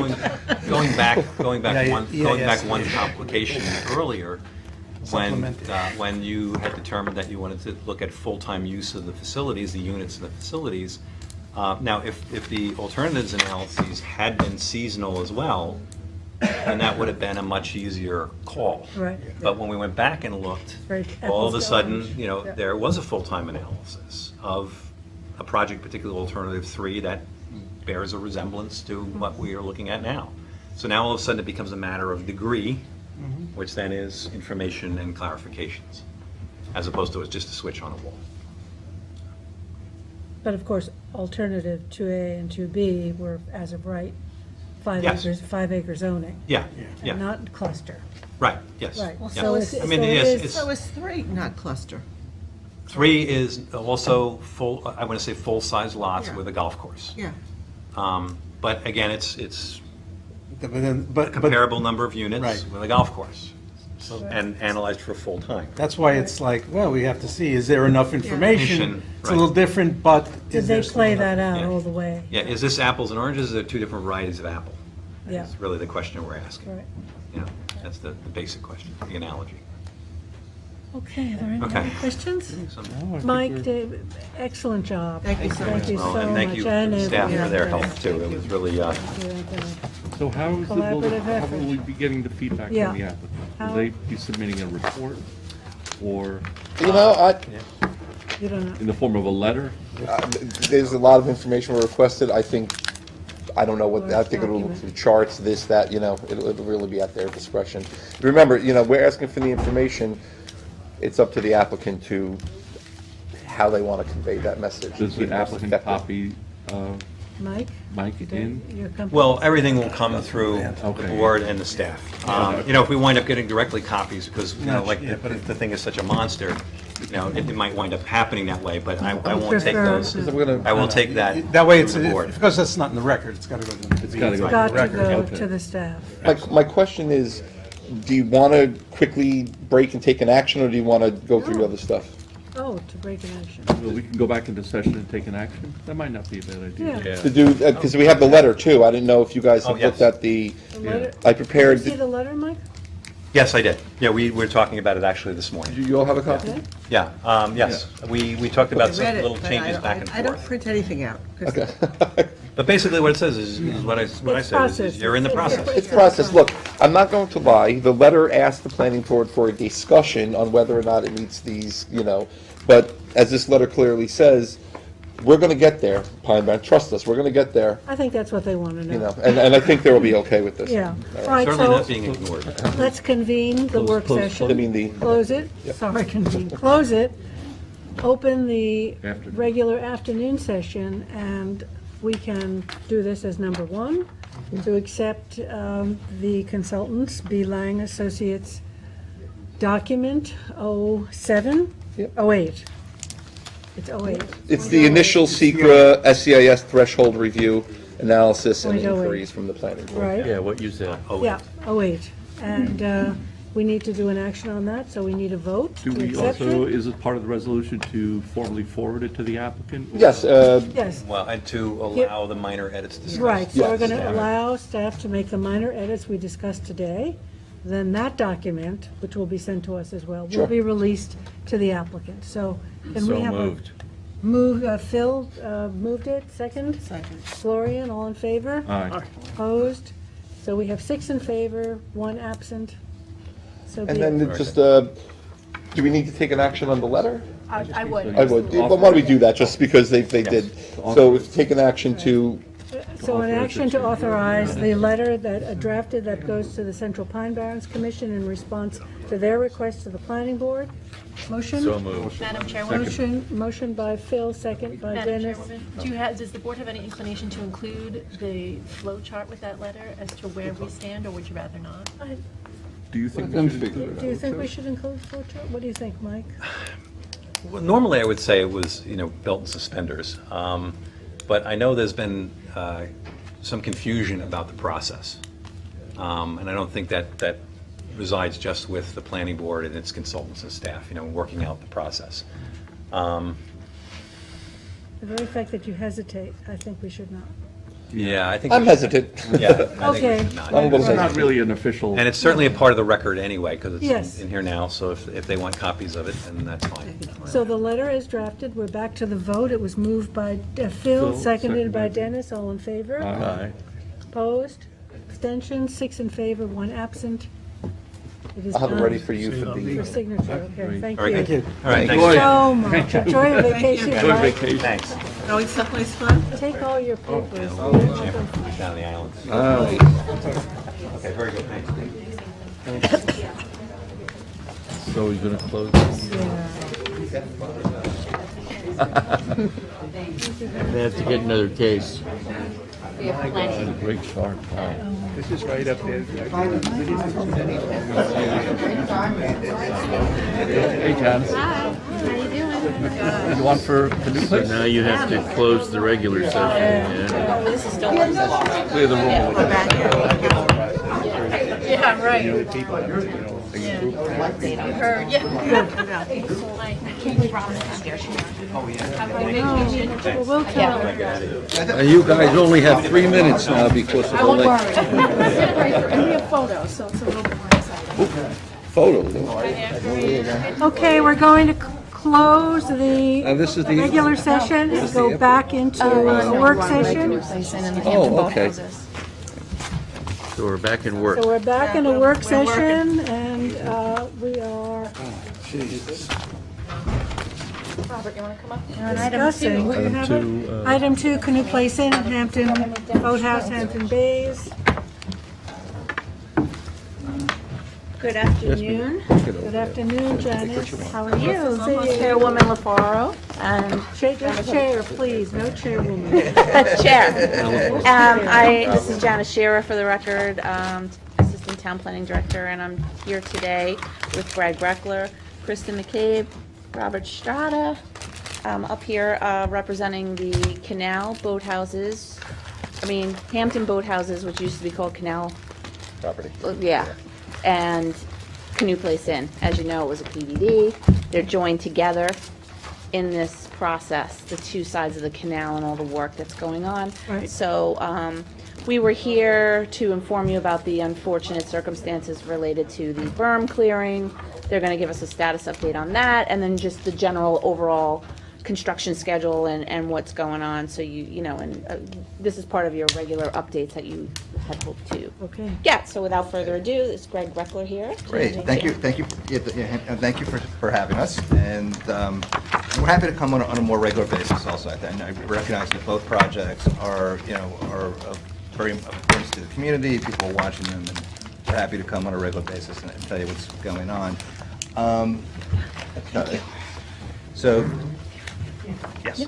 Okay, so we distributed a preliminary schedule, but let me kind of just walk through the status of each of the projects. And I figured while we're here, also because we're also the developers of the Hampton Business District in West Hampton, we'd give you a very quick update on that, but not take up too much of your time. So first, so we're in the process of, as you know, the project is approved for approximately 435,000 square feet of mixed-use development. To date, we've been building predominantly flex office, research development, warehouse and distribution, and some showroom space. We're finishing the third building, which will bring us to about 195,000 square feet of the total development of the park. And we have tenants such as, Tate's Cookies, who occupy 65,000 square feet. Restoration Hardware is opening their regional warehouse distribution center in 16,000 square feet. ADS Management, which is coming from Riverhead, and it's one of the biggest produce distributors, is putting their corporate headquarters in 30,000 square feet of Class A office, and they plan on being opened, probably, late June of this year. And then we also recently built within the last building spaces that are designed for 2,000 to 4,000 square feet that are pre-built for smaller tenants, local businesses in the community, startup businesses, which we think will also be very successful. And we have about 16 of those units, which we plan on really leasing starting this spring into the summer.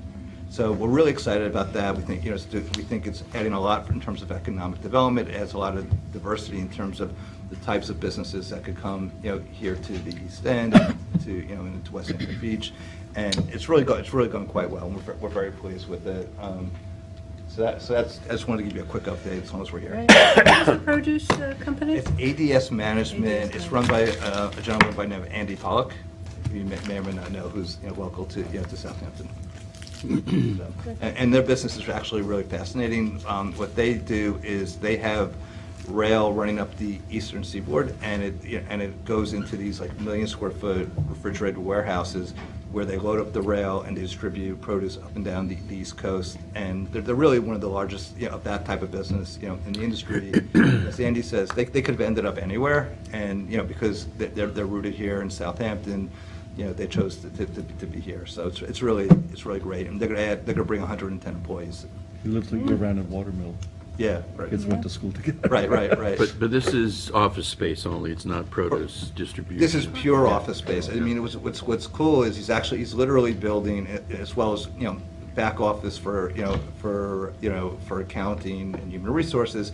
He's going to have what's the equivalent of a produce trading floor. So there'll be screens all around the perimeter, and there'll be produce traders on the floor trading trading They're produce.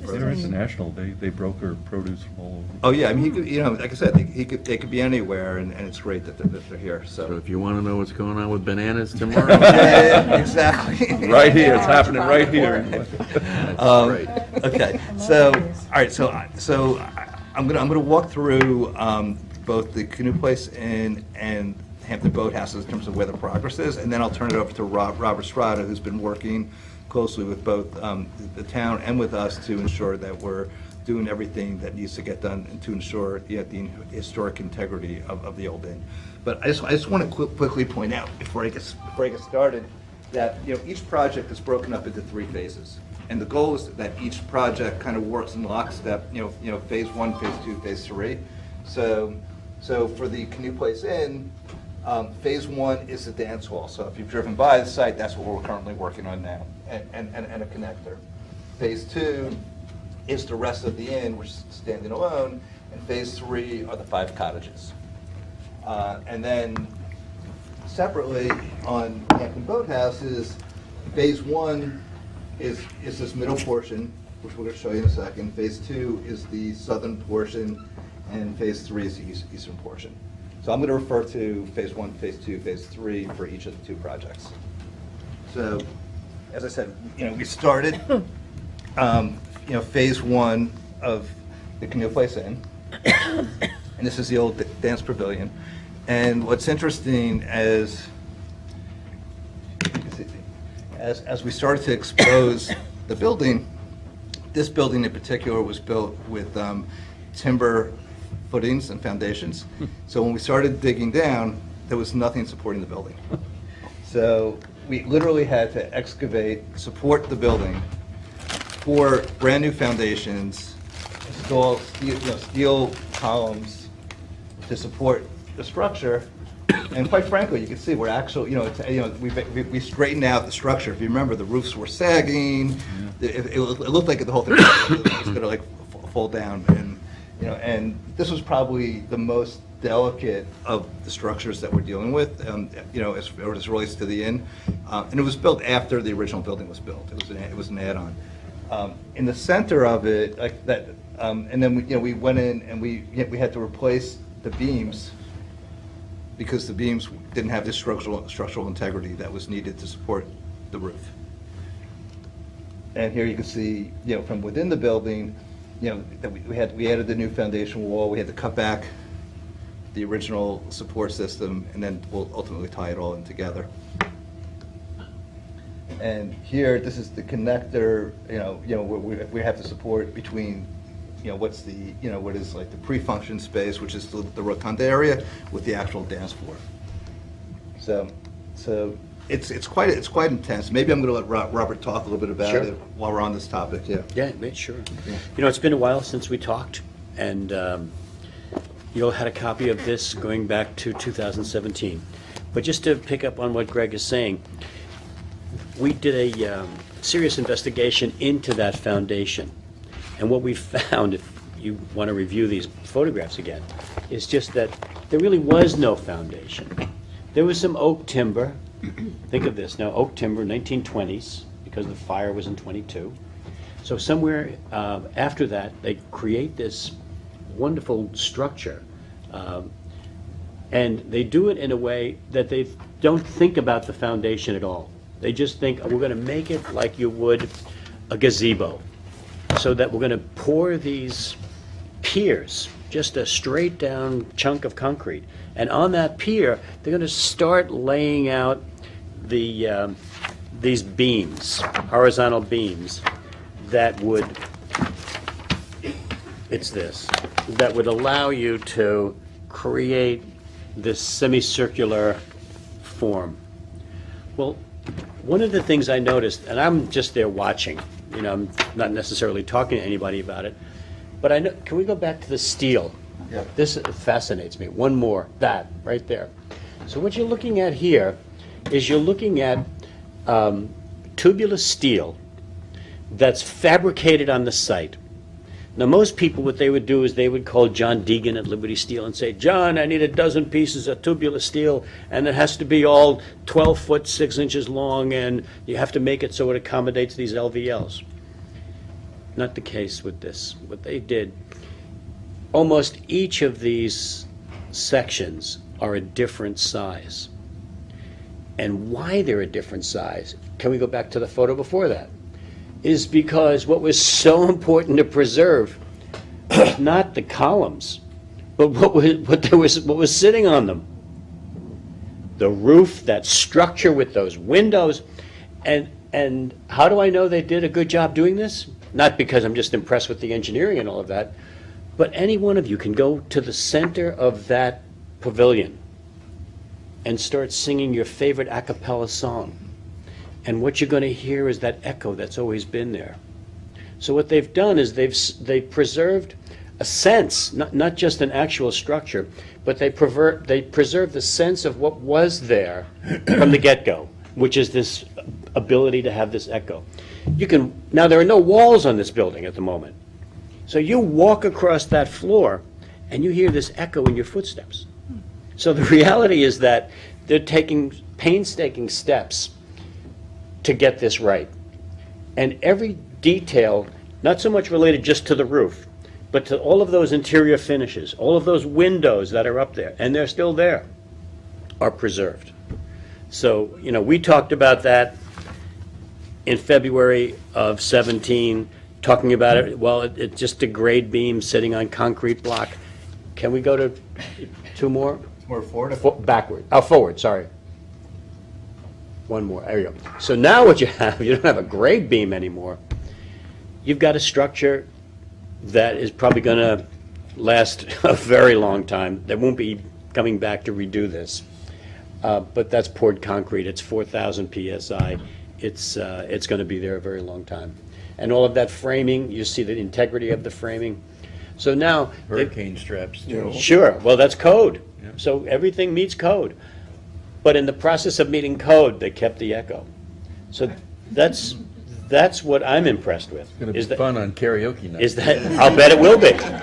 So now think of that as it relates to the inn.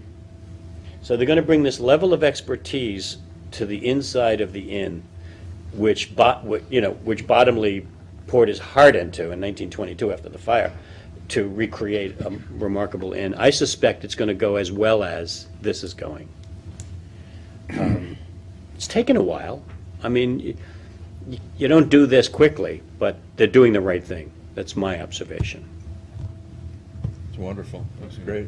I'd be happy to meet any of you there anytime, just to kind of take a look at it. When you say For a they, singing, who are you referring contest? to? Or I'm referring to Greg Reckler's management team and the Racanelli general contractors who are actually doing the work. For example, there's a fellow there named Sal DiCristo. Sal is the kind of guy you'd rather play cards with than necessarily work with. But he has got incredible experience in working on older structures, especially his experience in the city. So all of that's being put to good use here. And he gets this. Now, there may be 5 people sitting in the trailer, and Sal looks like he's the one doing all the work. But it's the right team, and it's going very well. And I'll be happy to report back to the board anytime you'd like to hear more about what's going on in specific detail. All of the windows have been taken out and preserved. All of the original glass has been protected. So, we're where we were 25 months ago. Only now we're showing signs of progress. So let me actually, I think I'm going to do a quick, just bullet point in terms of, schedule with where we are with this project first. So, as I said, in phase 1 is the old dance pavilion, which we just discussed. And in addition to that, there's a connector building.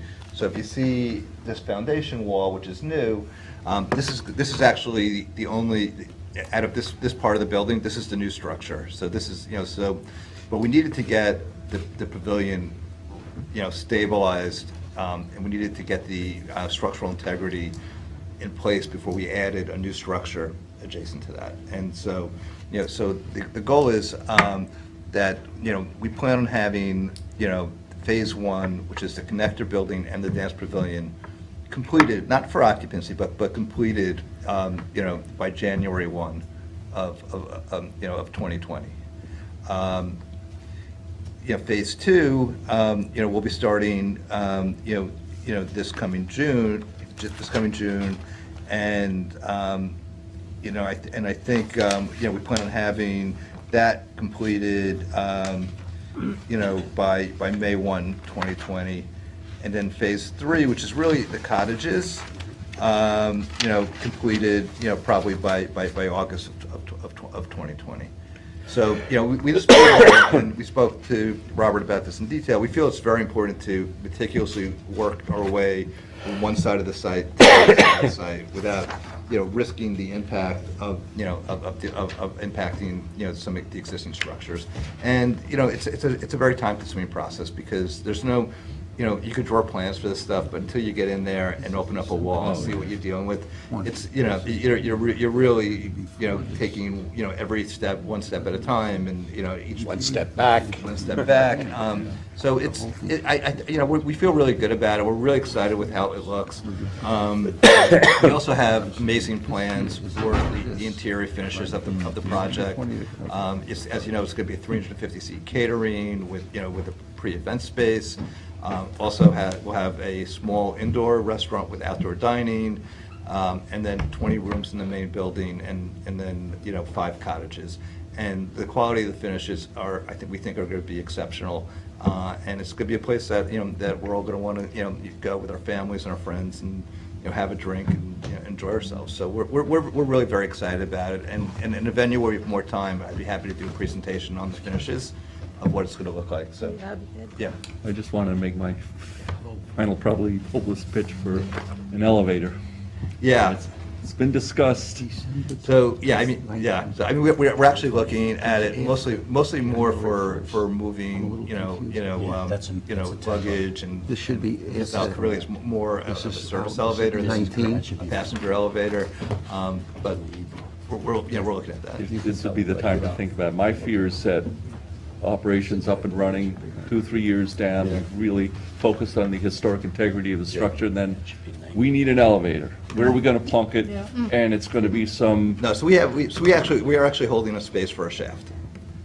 I'm not sure if we're putting an elevator in, but we're holding a space for a shaft. as long as you're holding a space. Because look, we own buildings that, like my family built 60 years ago. We're always going back and revisiting how things are being used, and so we try to build as much flexibility into Good. what we do, whether we, because you just, like you said, you just Right, never know. as long as you, Yeah. pour the pad down below Yeah. and keep the shaft, and then it'll come. Right.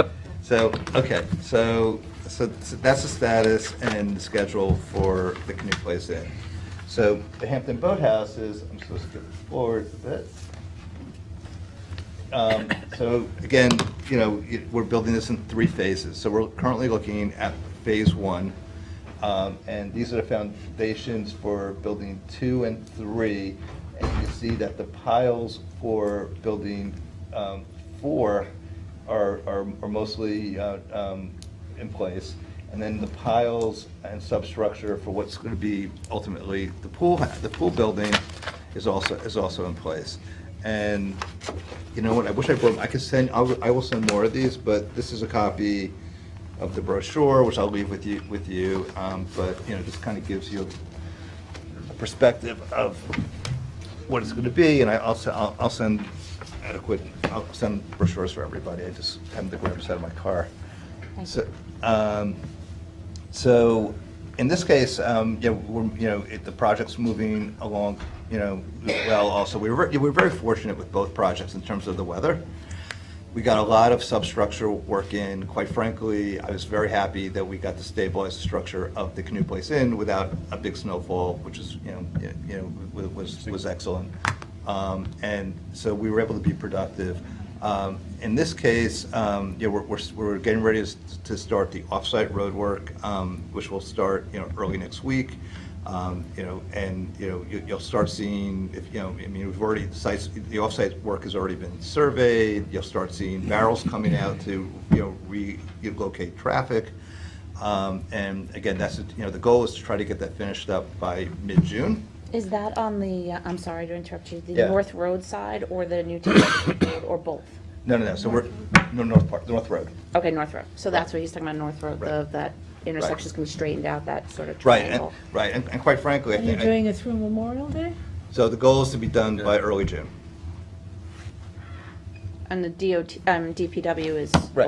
on with this schedule. Yeah. So does stuff have to be rerouted, traffic? Well, So we're working with the county. They've already designed the reroute. It's mostly moving traffic within the existing area, so it's not, bringing it onto other new roads. But they put together, the county's put together the new routing plan, and so that's going to be put in place. We may even see barrels on site like later this week, starting to reroute the Do traffic. we have a plan of that? Oh, yeah. Yeah. We do. Yeah. We do. We've had it since, and you've had the county here to talk about it, Yeah. if you recall. Yeah. County. Yeah. So, and we're pushing very hard to get that done as quickly as possible. And then separately, we're going to not start the off-site work by the inn until after Labor Day. So that way, we're not impacting both sections at the same time. So we're keeping where it would have been more, it would definitely have been more efficient to just do all the road work at once. We decided it would be, it's just too, it would be too much. I Too think much it'd be- impact, yeah. Yeah, so we're breaking it into 2 different projects. Same contract, but 2 different projects. So in any case, so that's just quickly in the schedule, and then I'll kind of flip over to, let's see, okay, so this is the view looking across, and that's it.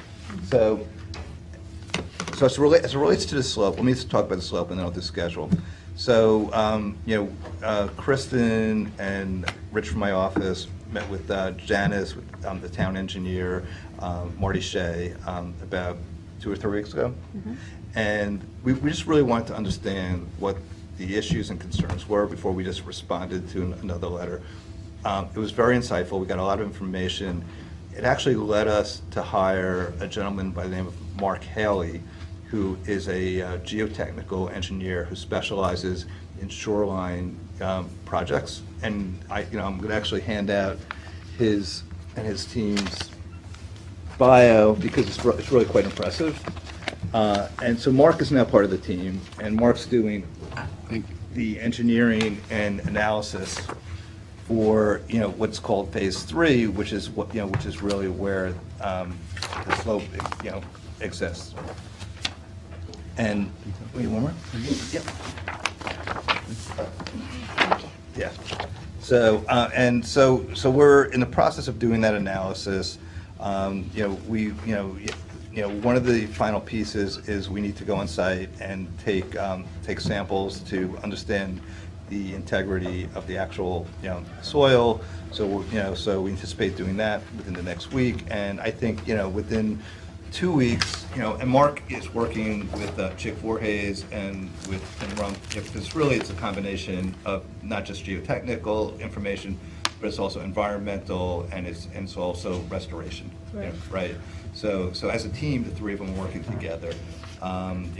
We've been meeting with them kind of regularly as we're working through it, and I think within 2 weeks or so, we should have a preliminary plan, which I'd like to just come back with you and the team, and just review it with you guys, and then if we need to tweak it, we'll tweak it, and before we actually do a formal submission. But we take it very seriously. It's very it's an important part of what needs to happen, and I feel great having someone of Mark's stature on the team studying this. So so probably within a few weeks you'll probably be seeing us with a revised application to restore that slope. In terms of schedule, so it's pretty much, the phases are pretty much in lockstep, the two projects, the Canoe Place Inn and the Hampton Boathouses. So, we're looking to complete, phase 1, around April 1st of 2020. Phase 2, around June 1 of 2020, and phase 3 around August of 2020. And the details is in the handout that I gave you. Again, I think both projects are pretty exciting. We became a little bit more passionate about the inn because as you start working with history, and start thinking about bringing it back, it becomes a little more passionate. But they're both moving along nicely. Excluding the issue we had with the slope, and both in the team, and we actually have two separate. Even though we're working with the same contractor, Racanelli, we actually have two separate teams. I think because we handpicked the teams, as Robert pointed out, the team that's working on this Canoe Place Inn specializes in restoration of old buildings. The other team is more astute as it relates to new construction. And so, again, I think it's been working out well for the most part, and we're happy to answer any questions and come back, on a regular basis and give you guys updates. Do you have a project manager for each team, or do you have an overall project manager? Because that was one of the Yes, questions. so I'll tell you what we did do. So we're builders and general contractors, Reckler Equity ourselves. We've been building our own product for over 60 years. Racanelli has two separate project managers for each of the project. Subsequently, we've actually assigned one of our Reckler Equity, actually two of our Reckler Equity staff to be on site daily to actually inspect and monitor what's going on. So we now we have and this went back really since the situation with the slope where we said you know what, we're putting regular staff on this ourselves. So we have our own staff overseeing Racanelli's project managers on a daily basis. My only observation, this goes really to the boathouse, is that if there's instances where you find yourself stockpiling soil for extended periods, it's really going to be productive to find some sort of way to stabilize so it doesn't blow. Right. You're right up against the road. Right. Sometimes there are large dirt piles. Yep. That's more maybe something the consultants can look at, just a rudimentary netting or something, because on the water there, we get extensive winds. Right. Especially in the afternoon, the southwest winds literally blowing off the canal. Right. I think that's a good point. And I think also we're getting to the point to use the excess soil to backfill these foundations. But I agree with you. Yeah. And obviously, we're subject to SWIP, and we've been complying with SWIP regulations, and we understand the importance of that. Yeah. Any other questions? Okay. Janice, thank you, Thank you. Greg. Thank you for having us. Thanks for coming. Yep. We'll schedule them again. Yep. Thank you. Beginning to Nice to see you. form. It is. I actually think by midsummer, it's gonna, you're gonna just have, a real good glimpse of what the He's project excited as you are. Yeah. Yeah, I have to be. Right. All right, thank you for having Thanks, us. Janice. Thanks, Jan. Okay. We're still in work session, Edgewater. Edgewater? Good stuff? catch, John. The minutia is what I pick up. Give that to the How chair. are you? Good afternoon. Good afternoon. It's almost night. Is there another word? I'm going to be in Southampton by 5. Oh, you're gonna be short, is that what you said? I'm trying. Okay, great. I just have small copies of this. Is this a work session or regular? It's Work session. You're going to be. And the plans to sign, these are just some that got missed from last week. Dennis is a working sign. I'm telling you. Hard to get good help, you say. There is. Yes, did sign. Go to the back of the Okay. Okay, so this is the Edgewater Restaurant. We're currently in front of the zoning board for certain variances to bring this whole project together. They've referred it to this board for secret. It's, I think it's a little bit more of a complicated story because it involves 3 different lots. So I thought it'd be helpful for us to come in and just explain how we got here and what it is we're doing so you have a general idea. David, identify yourself, please, for the record. For the record, David Gilmartin Jr., Farrell Fritz, 50 Station Road, Watermill, New York, for the applicant Edgewater. Never heard of it. Yeah. So this is the Edgewater Restaurant, and what's got to be 10 or 12 years ago, the town board proposed a local law that would prohibit parking along Montauk Highway. And they considered that law, ultimately did not adopt it, but during that process, they asked the owner of Edgewater to try and make some adjustments to the lot to try and get some of the parking that was happening on Montauk Highway back onto the site. He did that immediately, sort of with tacit town approval, understanding that we would come in and get site plan, and we created some spaces here, and then we created employee parking and stacked parking in the back, and that seemed to work for a while. We brought a site plan application in, which we are at the end of approval on that, except we've got some issues that we need to get settled with the overall site plan before I think the planning staff will sign off. And it generally involves some parking spots that we have here that we have to take out, but we won't want to take them out until we're able to provide the other parking spots so we can keep the parking off of Montauk Highway.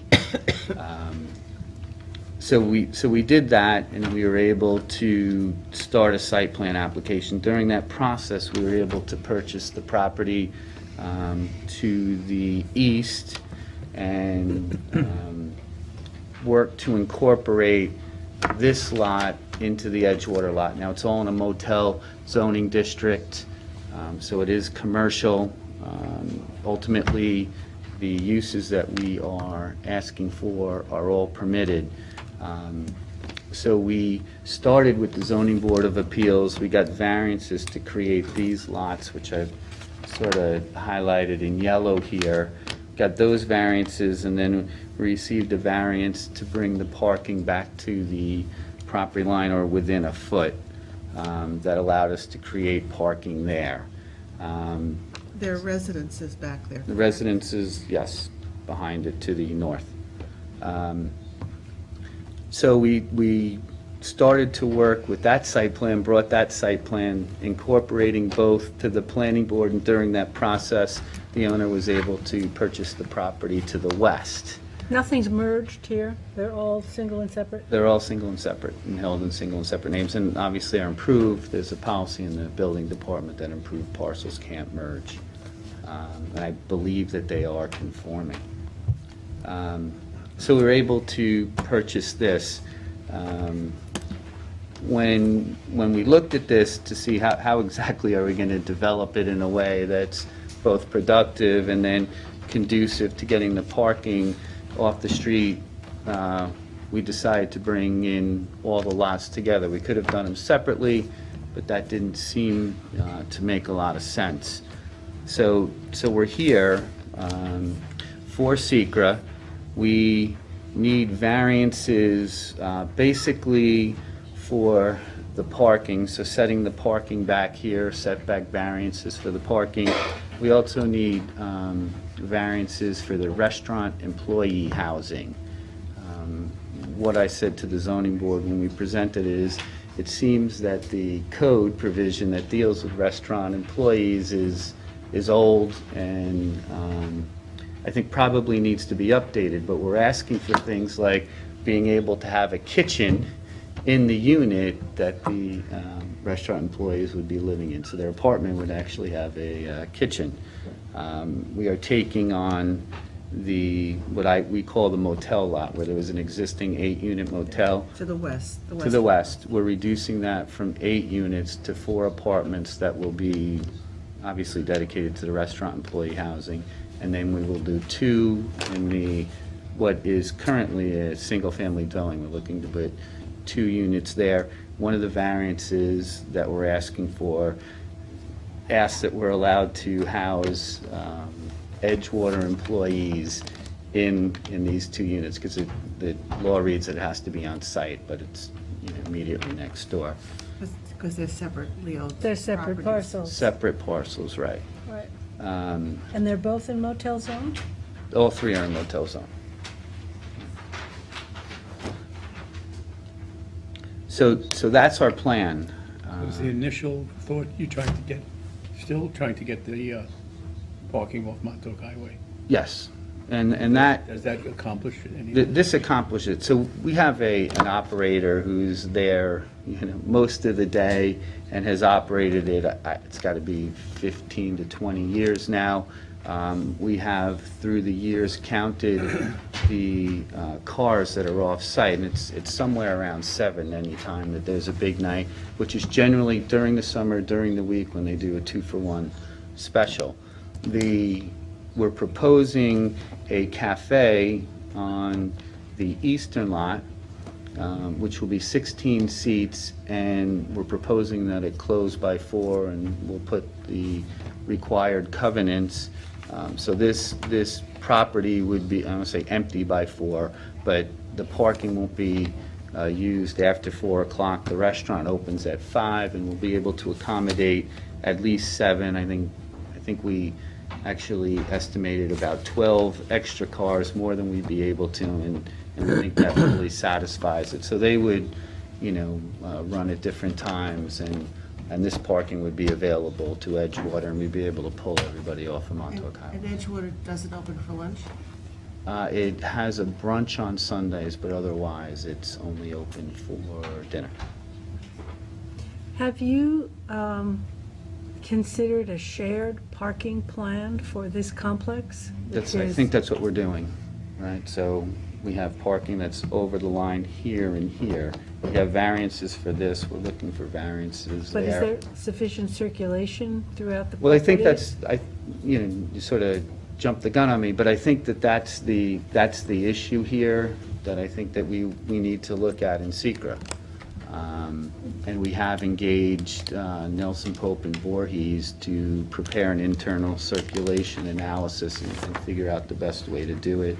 I think that there are some obvious improvements to this particular plan that will come out of that, but we think that's the main focus of the SECRA analysis. I think what really would be beneficial here is valet parking.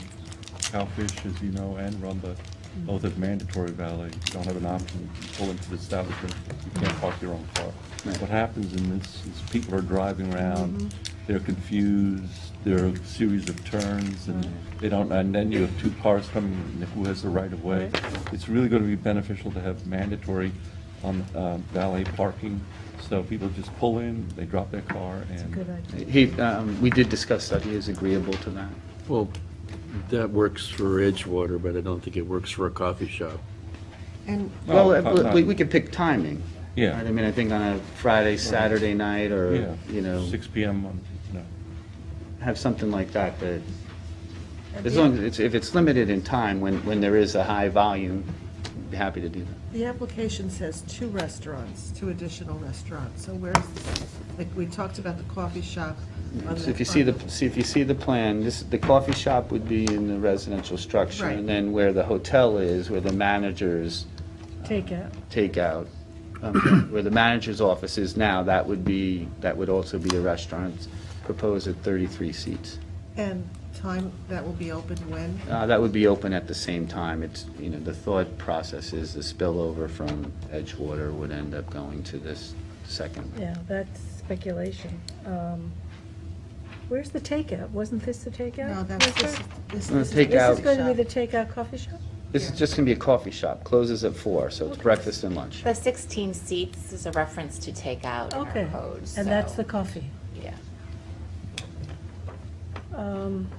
So you're actually adding restaurant square footage, potentially new people, because it may not be spillover, it might be. Yeah, I mean, Maybe the they're- menu's different. It could be, but it's a permitted use. Yeah, I'm just thinking parking. So seeker, I mean, how does this affect that process with 3 separate parcels? We look at it wholly, you know. Yeah, you at a- can't segment it. True. So, and I mean, I took a brief look at part 2, you know, just anticipating we're going to go to the secret stage. It seems to be traffic is the big one, and then, you know, how that impacts the neighborhood, obviously, those are the 2 big things. So I think we need to have some facts with the operation as it is now, and then what's the proposal gonna have. So his idea of having an expert look at that and give us that that information so you can take a look at it, and therefore then have maybe an expert on your part to take a look at it to see how, if we can get a handle on at what level is this, you know, going to be an impact. And then you have virtually no, I don't know how many, few feet, 6 feet, 5 feet, in the rear lot, which is It's 3 feet. 3 feet. You got a variance for that? Because that's a 50-foot setback, isn't it, typically for Well, there's residences? a transition yard, but these are pre-existing. So the transition yard, I want to say, is at something less than 50, but we're looking for variances from 10 to 3 there. We have the variance on the Edgewater lot, either to the lot line or 1, I forget exactly what, but we're moving that back to 3.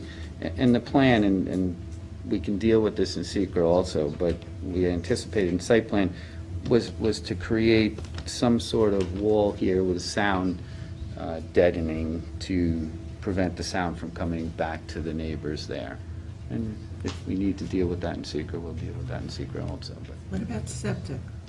There's an awful lot of wet we uses here. upgrades on these 2 lots, and the Edgewater lot has been upgraded recently. Upgraded house with an alternative system?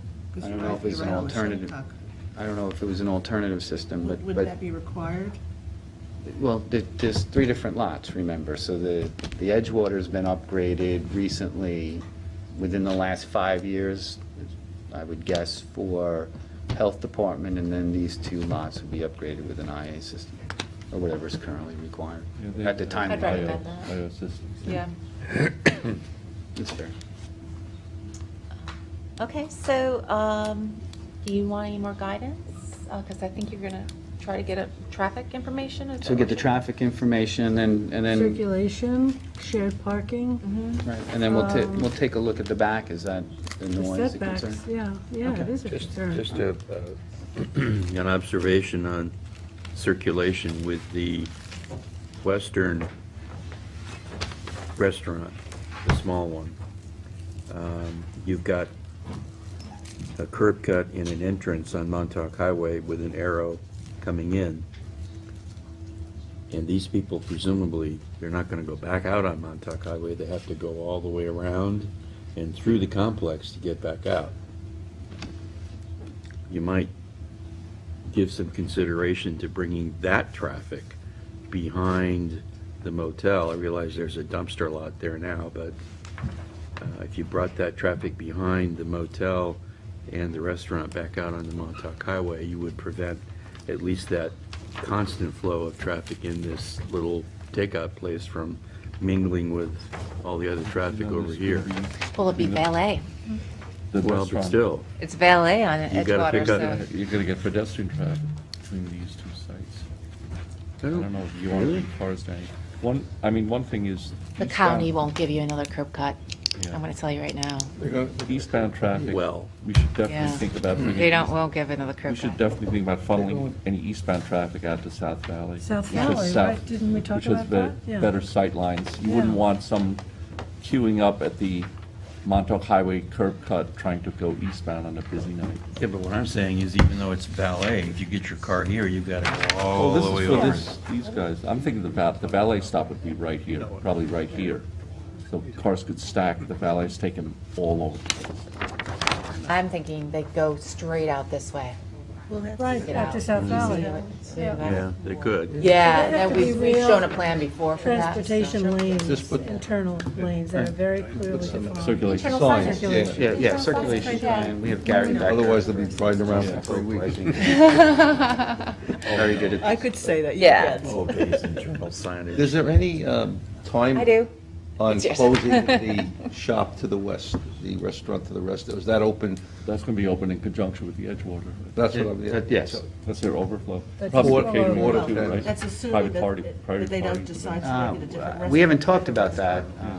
I don't know, he does, I think the main kitchen and where he would do catering that he's bringing off-site is done out of Edgewater. That's a generous-sized kitchen. I'm not sure if that's going to be possible out of this facility. It's a lot of parking. I'm trying to look at it, figure my way around it, but it's really, we've all probably driven past there on a Friday, Saturday afternoon or evening. I was actually there last Saturday. Right, so, but I, Brunch. we've discussed it with him pretty thoroughly about what he needs to get cars off-site. And I think that opening up this parking area here will accomplish that for Edgewater. And I'm just going to go back to the little issue about, so they redid the site, and I can't say okay or CO because they're not in compliance with their original site plan from 1980. So what I suggest to you is you could bond that if you want the Bond. CO. Okay. The front. For the front. Bond the front. Give us maybe, for you to go through this process might be 2 years. Obviously, we could release it faster if you replace it Yeah. faster.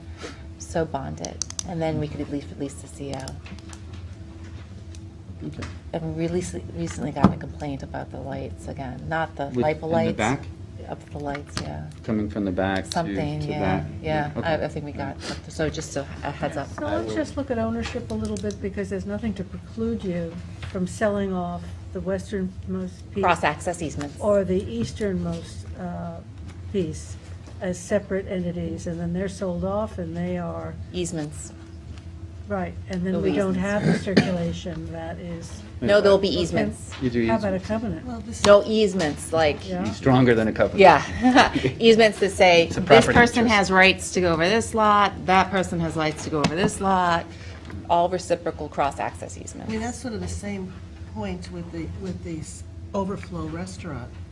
If it's CO'd as a restaurant, who's to say they don't sell it, somebody buys it, or even the current owner decides, oh, I think this should just be a cheap hamburger joint, and have a totally separate type of clientele, and then you're talking about exponentially traffic challenges. A restaurant is a restaurant with a certain amount of seating, and that's Yes. what generates parking. A successful restaurant versus an unsuccessful Well, I'm restaurant, we just can't thinking control. the application is saying, well, it's going to be used for overflow. Yeah, but And you that- should look at it as a different restaurant. Yeah, that's That- where yeah, I'm going. That's how you should look at it. Right, that's, that's our internal plan, but, Yeah. it could become a hamburger place. Yeah, or pizzas. I mean, I'm trying to make a distinction. Well, then they're what- competing with Edgewater. But, Not yeah, a but it takeout should be, pizza. it's a separate piece of property, it should be considered a separate restaurant, that's how it should be. Oh, it's quite a compound. Okay. Do you want to do an extension this afternoon? Do you want, how Sure. much time do you think you'll need for the traffic information? What was When we the case? do 30 days? Yes. And we want to see a circulation plan, internal Yes. circulation. Oh, yeah, definitely, yep. So we'll take an action on that this, except. In the afternoon, I'll have that for 30 days. Yep, sounds great, thank you. Thanks. Thank you. Can I adjourn something else right now, because I'm not gonna. Yeah, I have okay, to which be one? somewhere. Unlimited Earth Care? Oh, sure. It's got to be West Matt. Hampton in 45 minutes. How long do you need, just 2 weeks? 2 weeks, yeah. you can put it on. Is that good for you? Great. Sounds good. That's great, thank you. Thanks. Hope they don't close down in North Park. Okay, we have one more on the work session. Oh, do we not have the thing? Oh, we So did, it was moved out? sliding right, we're out of practice. Because you used to be so Bridgehampton good. Child Care- Listen, we have We're so used to many tossing things to them worry over at, about. Wayne, Hello. hello. So we're here just to get some input. We have a project for the Child Care Center, which is on the east side of the Bridgehampton Turnpike. This is a work session. Ultimately survey. Yep, I got both of them attached. You guys want to share, or do you want your own? Want your own? Just about this size. Yeah. Okay. I'll share. So this is more or less a pre-existing use. Dates back to, I am told, the history, as I went to a board meeting, it dates back to the time when we were very large agricultural community. We used a lot of farmers. Do you mind if you identify yourself? Sure, Wayne Bruin, O'Shea Marcinson Bruin, Ford. Yeah. So, as all families, they needed some childcare, and this is how that facility was born. It's been operating for several decades. This planning board has reviewed on occasion several site plans, and each time you were asked to review a site plan, you actually waived the formal review. So we have COs, there's been several additions. It's a child care and recreation center. There's several buildings, primarily, but what we're talking about, the proposed proposal now is they have a generous donor. The house that is on the, let's call it the southwesterly portion of the property, is currently the administration building. It does have some classroom space on the first floor. I happened to go there for a meeting, and you actually sit in the children's classroom on a little table, and I bang my knees, but actually, if you went through the rest of the building, the floors are creaking, they're falling apart, the offices are jammed, there's files and papers, and everybody is squeezed in. It's a tiny space. They have a generous donor. They want to replace that building on the southwest corner.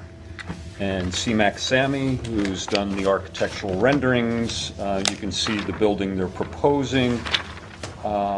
It's, in my opinion, pretty much in keeping with the general neighborhood. So the issue for the planning board would be to review primarily the architecture. And then, however, if you look at the existing survey, the other component, there's no change in capacity. There's approximately 18 employees, including teachers, so to speak, or otherwise. So parking for this facility has always been based on the number of employees because they're children that don't drive or otherwise. The parking lot, as you see, has an entrance on the south part and extends, and there's an exit just to the south of this building. So it's sort of a looped situation. There's diagonal parking on the entrance as you come in and some spaces otherwise. I don't think there's 20 spaces currently marked out. But most importantly, CMAX Sammy and his concept in the building, they would like to eliminate the northerly access point. So that's a benefit for the, we're eliminating an access point, but that requires actually reconfiguring the southerly access for two-way traffic. And it caused us to try to reconfigure a little bit of the parking. So the two elements that this board would review would be the architecture and essentially the reconfigured parking, which we believe is primarily town engineer's review, perhaps on the specifications. Most of that area is already paved. We probably incorporate some more drainage. Informal. So would you formalize the parking? Yes, yeah, it would be asphalt. Yeah, Where you have asphalt driveway, so you gain that space and then you have, well, we end up with, actually, they were able to, in the reconfiguration here, including handicap and a dumpster location, 25 spaces. So that's actually more than we would be required, but that's just a function of where the space is and where the paving is, and so we're trying to... How many employees do you have? 18 account, and I think even during the summer, there may be a couple part-time. So we said 20, and they're providing 25 spaces. okay, good. Okay. And the building itself is about 7,000 square feet. Proposed. Total. Proposed, Total floor area, 7,000. yeah. So it's going to have some indoor sports courts, right? No. No, nothing. No.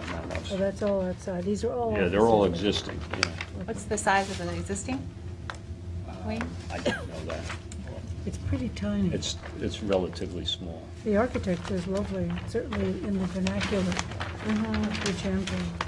So I think I don't know for sure, but I think the existing building is older than 75 years old, so obviously we have to go for the landmarks to demolish it. That was the issue with that. Not worth saving either, do you think, that it's in such bad repair? Could be moved I mean, no. somewhere I don't else think on there's the anything property? historic about it. No, but I mean, No. be able to use it elsewhere on the property? No, I don't think so. Not for any commercial purpose, because it's pre-existing, they get to use it. Obviously, from an occupancy standpoint, if you move or relocate it, it would have to be totally brought up to code, handicap accessibility, all these fire, all these other elements. Storage. That alone would probably cause the thing to fall apart. Cost a fortune, right? Is there any events that you'd have a lot more people than 25 If people? they ever did, like a family thing where they have it in the field, this area behind is where any Overflow overflow parking takes is? place over in this area. Maybe they could just identify that. That's fine. And we're working on health department. Obviously, that's something we have to do here. We're out of a priority area, but so they're working with the engineer. So one of the purposes is also to identify they're a not-for-profit and whether the board would consider, as you did in the past, waiving any review fees, application fees, although we did pay for the fee today, Oh, you did? Okay, good. out of my pocket. That's good that you... Well, you'd have to get it from the town board, right? Is that your policy? What's that? To waive fees? To waive fees, yeah. Yep, Waive the you'd fee, have to ask even for- though you have the authority on that? Yes, Okay. I think you have in the past Resolution, given it yeah. to the town board. Yeah. Yep. Okay. So ask the town board, and we'll do it conditionally, though, if you were in the process. You can So you'll accept it and then process it Yes. as long as we're at the town board? Okay. either in the town board, if you don't get it, then you'll owe it before the final plans. So site plan application, right? Yes. We do the referrals. Yeah. Would you want a public hearing, probably? I think, yes. Okay. That was sort of the second question, to understand the process, so I can go back to the board and tell them what. Yeah. The 7,000 square feet, here's, yeah, I think secret comes into play unless you can say that your expansion is less than 4,000 square feet. So Okay, if we'll you had a calculate 3,500 square foot building and this is 7,000, you probably could get a type 2 action on it, and then you wouldn't have to do a pre-submission. So that's. I'm sure the old building's probably about You just, 2,503. you know, we'll just have to know which one. I'm sure that's on here someplace. Yeah. I mean, I just don't know it all the time. Okay, Okay. that's what I got. Unless the board had any other comments? I think the corner of this is in the priority area. Just look at the page. Oh, yes? Yeah, That's so what I was gonna say. just look into that. And there'll be money for your sanitary system, if it is, obviously. Kyle wanted me to point out, you might be eligible for CBD grant money also, for Bridgehampton. They have a general Or you build it. coordinator on this one, so, but, you know, Yeah. they have, and they are applying for other grants. Yes, so, just as an aside. What's this CD? Community block block grants Oh. for areas that are of a certain census tract in terms of average money coming in. And Bridgehampton is one Got of it, them. yes. Okay. Okay, great. Thanks. Thank you, Wayne. Fast, you're right. Okay, we are closing the work session. Afternoon work session going into the regular session. Claire, do you, or? who I'm wants actually to going to go? let my two colleagues go first. Whichever wants to go first. Matthew? Number 5. Wave song.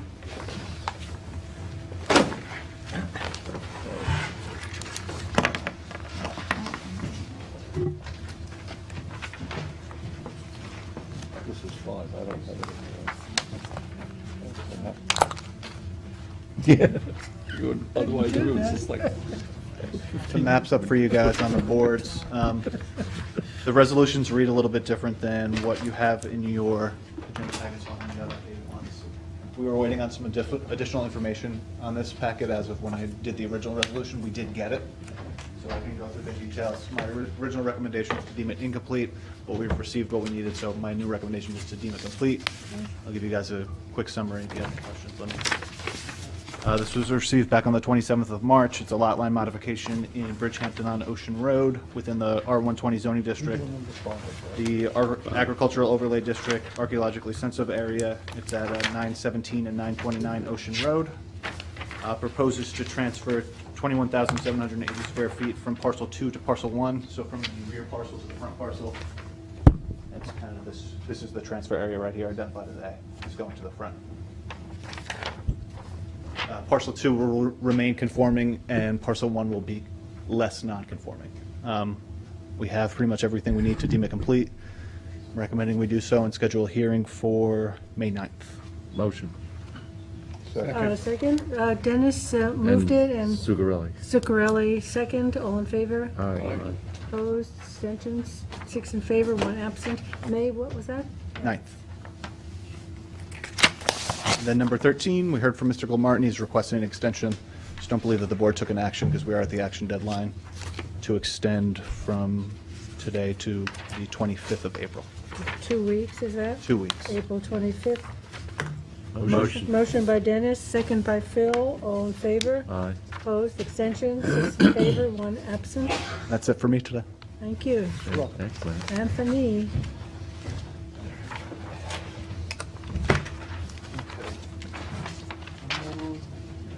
Oh, number 6. I'm nominating you. Which is the Hayward Properties? Hayward property. This is a 2-lot subdivision on Scuttle Hole Road. It's a piece of property in the Office District zoning district. It's number 6.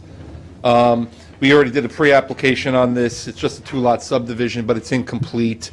I'm waiting for some revised maps, and when we get them, I'll show you all the aerials and maps, but it's just incomplete. So it's incomplete? Yep, number Motion 6. to deem incomplete. Motion by Dennis to deem incomplete. Second? Second. Florian, all in favor? Aye. Opposed, 6 in favor, 1 absent. Okay. And then number 8. Sip-Tuck, This is the Eastport Marina. You might recall a couple of weeks ago, we had a discussion, and this board had no issues. It was about a setback, the boat storage setback, and the board, got some information from John Bennett, the applicant's representative, and we sort of authorized a 20-foot setback. However, we really didn't have the ability to do that. So what John did was he went back to Mike Benincasa with the same information that was submitted to this board. And I did get a letter from Mike saying that he is in agreement with the assessment that there's a pre-existing setback, actually of less than 20 feet, because the boat storage stays right up on the highway there. But, the proposal is to maintain it at 20 feet and, to do a buffer. So I'm just actually recommending that we amend our report to reflect the pre-existing setback that Mike Benincasa authorized, so they don't have to go to the zoning board now. So one action on that? Yeah, we don't have to do an extension. It doesn't expire until June, the pre-submission conference report, so I don't know that we need to do that So now. we're amending that report. To reflect the To reflect- setback that Mike Benincasa has determined is pre-existing. Want to do it anyway, the extent, since June, it's June, No. right around the corner. It's up to this board. We could, We'll act on I it. think actually, John, it can't be, you have to be less than 30 days. We can't be, we're over 30 days out from the extension, so I don't think we could I actually. seem to remember a section that says that the board has the ability to waive that. You wanted, it's up So, to the board. no, motion. Any cases that you'd like to cite? Well, he can't because he's sitting in the audience. There you go. Oh, I see. So we'll just amend the report then for Okay, now. so we're amending the Seatucket 5 LLC report to reflect Mike the Mike Benincasa's. Benincasa's determination. Yep. Motion by Dennis, Second. second by Zuccarelli, all in favor. Opposed, abstentions, 6 in favor, 1 absent. Thank you. Thanks, John. And Jackie, just real quick, completely off. I forgot, a number of months ago, to get a certificate signed, because we did a transfer, so I'm going to leave it for you tonight. Okay, great. Thank you. Are you still on? He's leaving. He's He's leaving. leaving Anthony. So We don't have any. here's Claire, you're on, Claire. I'm gonna go in order with my applicants. They're here. So what do you want, Citron, 19, number 9? or- They're not here, but that's pretty straightforward extension. You wanna do that one? Sure. That's a 2-year extension of the site plan approval for that project. Good year. Yes, so what happens is, plans were signed, it was approved April of 2017, and due to some health issues for the applicant, he couldn't proceed. So he's asked for a 2-year extension. Okay, It's just reauthorizing. yeah, motion? Yeah, it's a consent. Reauthorize? Motion? Motion by Gloria and second by Dennis, all in favor? Aye. Opposed, abstentions, 6 in favor, 1 absent. Okay, and then my next one is Watermill Square Associates. What number, what number? Number 14. 14. Watermill Square Associates. The windows without grates.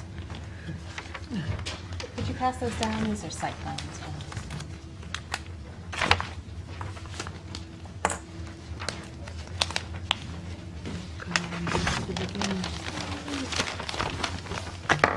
I kicked myself out, but I have it printed out.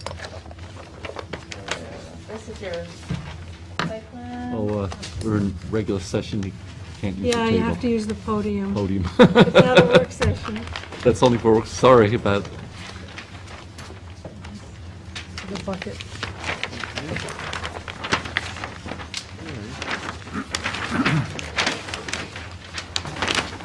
Here's the grates. Without grates. That's agreed. So that's the grates. So this you heard just before the holidays, actually. It was a request to do a,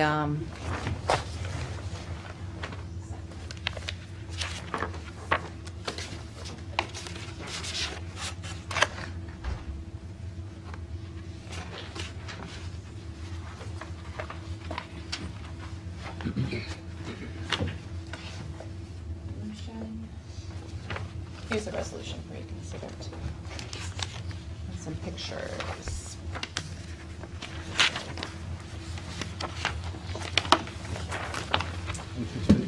So this Yeah, was it's a good originally a request for admin to change out the windows. And because the original approval had the divided lights, Kyle felt strongly that we should continue the divided lights into any new building windows coming in. So the applicant didn't agree and asked for the planning board to consider it. ARB approved it without the divided lights. You were inclined to grant it, but at the time, with the fire marshal was a couple site issues. The fire lane had gotten nondescript.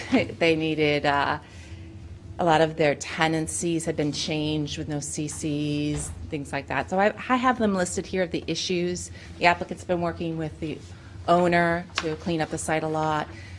So we'll leave some of it as conditions. Some of it has been cleaned up together. So I'll just go through it if you have any questions, okay? The ARB approved the plan in October of 2018. The fire marshal approved it with a new dorsal swing in the direction of exit travel, existing fire and life safety equipment to be maintained, and street and unit numbers. The fire marshal, in addition, asked for tenant changes to have COs, pavement in a state of disrepair to be repaired, fire zone striping and signs, several unit windows have been replaced with no planning or building permits, shall secure approval. The building department also noted that the signs were non-conforming and shall brought into conformance. So the first also request, the applicant has submitted a new plan, which you have in front of you, for additional seating on the property, namely 2 tables in the front of the deli, which is part of the proposal, and a general seating area, just 4 seats to the east in front of that unit, which is retail at this time. So that's the first consideration, and the whereas that's there. The second one would be the replacement of the front windows with the divided lights for this project and the sliding window, which you had looked at before. And the third issue, it would be the front facades for 4 of the units, the West Nail Salon, the Chinese restaurant, the vacant retail, and the applicant was proposing to move the grills, the divided lights, and the vacant retail, which is the one next to this one here on the site. So we're looking for consistency with the divided lights, right? There is no proposed divided lights anymore. They have replaced some of the windows already. They have no divided lights. And the applicant would like all the windows not to have divided lights, the ones that have been replaced. And there's the pictures. I'm sorry, there's only one set that was the applicant. Okay, let's hear from the applicant. Okay, definitely.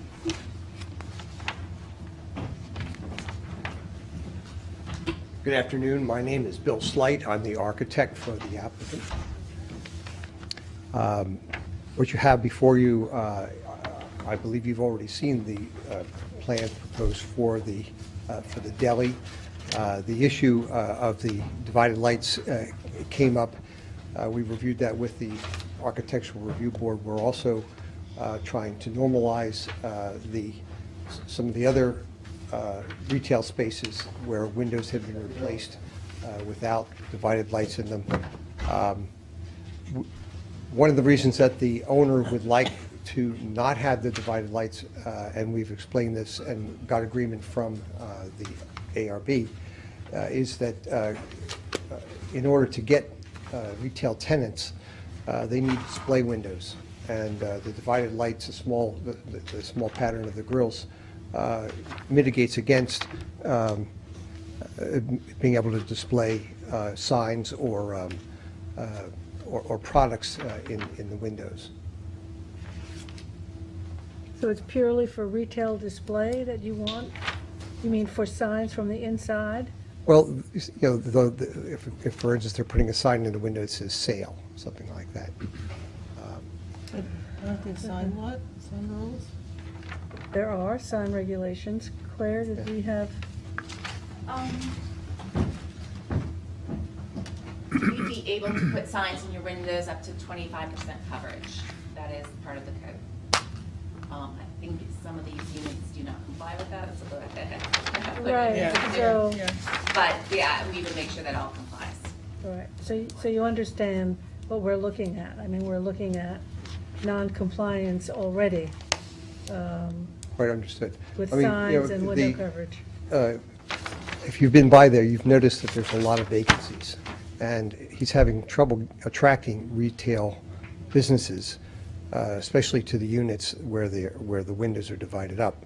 But even with that, he has a number of units that, with the large plate glass windows, you know, they would not want to put, you know, have to apply grills to those windows. They want to have those, you know, so that they are be able to display, you know, products, you know, that for, you know, whatever retail tenant might be occupying the space. Claire, are we giving permission for these additional outdoor seating? Is that part of the application?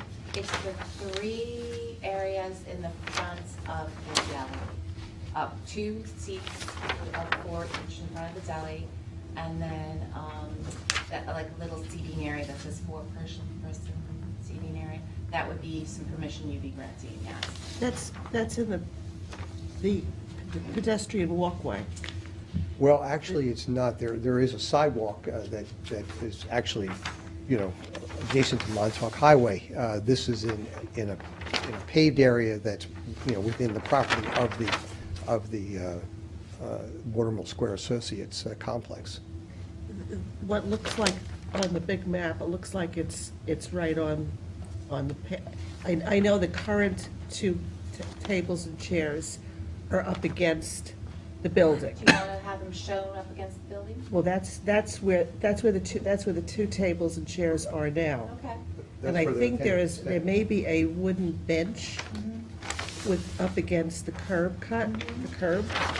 But it now the way that these are shown, it looks like they're further away from the building. So I think it's just the way it looks, though. I mean, I don't think, he doesn't have it accurately shown because it's such a small scale. Well, that's why I looked on the big map. Yeah, so have it more towards the building. Is that what you're looking for? Yeah, I mean, so there's an aisle.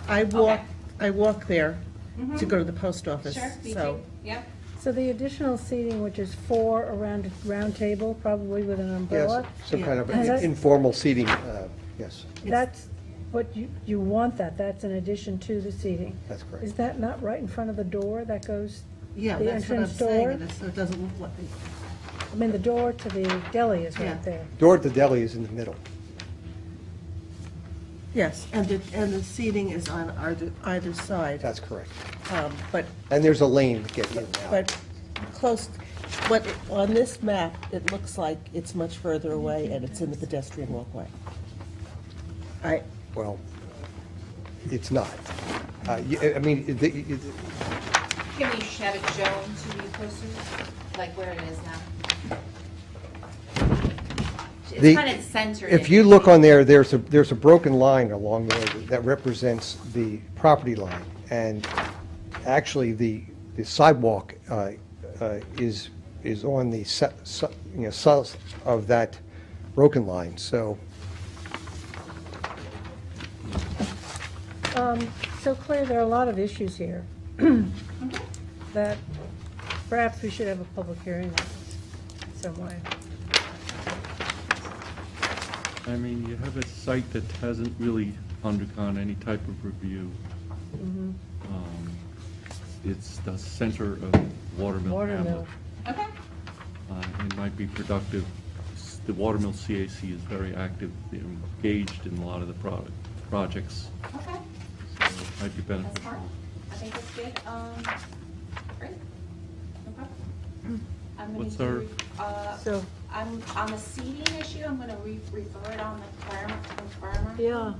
And then the 4 windows, I'm going to refer that to the ARB. Yeah. That's not been seen before. Right. We're just trying to clean this up. So, And just, anything else? and just reviewed it, and that it's 25% of the window coverage is permitted, so. Okay. What's our next hearing?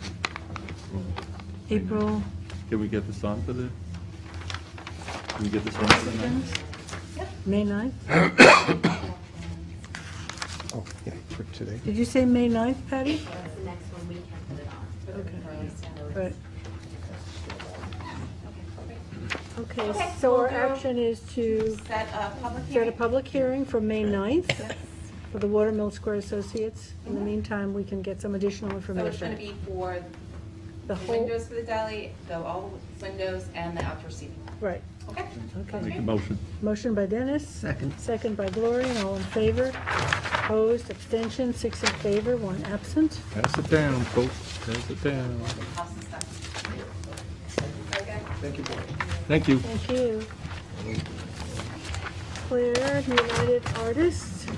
Yes, but I think, Or don't have whoever. anybody here. Can we just skip that for a moment? Sure. I have an applicant here. I just want to take care of them. I'm going to skip also 19, Bridgehampton Petroleum, but I want to come back to that. Long Island Automobile Collectors. Are you here for that show? That and others. That's going to be an extension of the secret deadline for 30 days. Which one? Item 20. Long 20. Long Island Automobile Collectors. It's the secret deadline, determination So deadline, an extension for till May 9th, to basically. May 9th. A motion.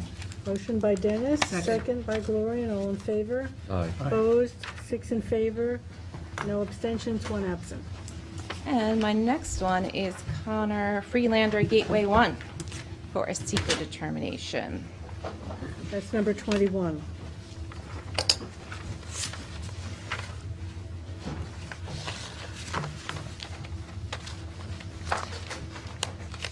That makes it a suggestion, given the hour. I think the applicant volunteered, the applicant volunteered to go through the seeker process. So why don't we just stipulate to your stuff and be done with it? We can go through it. Okay. Issue I positive mean, I don't know, declaration. right? It's up to you guys. You can go through the whole Megillah, or you can. John, do you see identify yourself? Yeah. Or you can go through the whole analysis.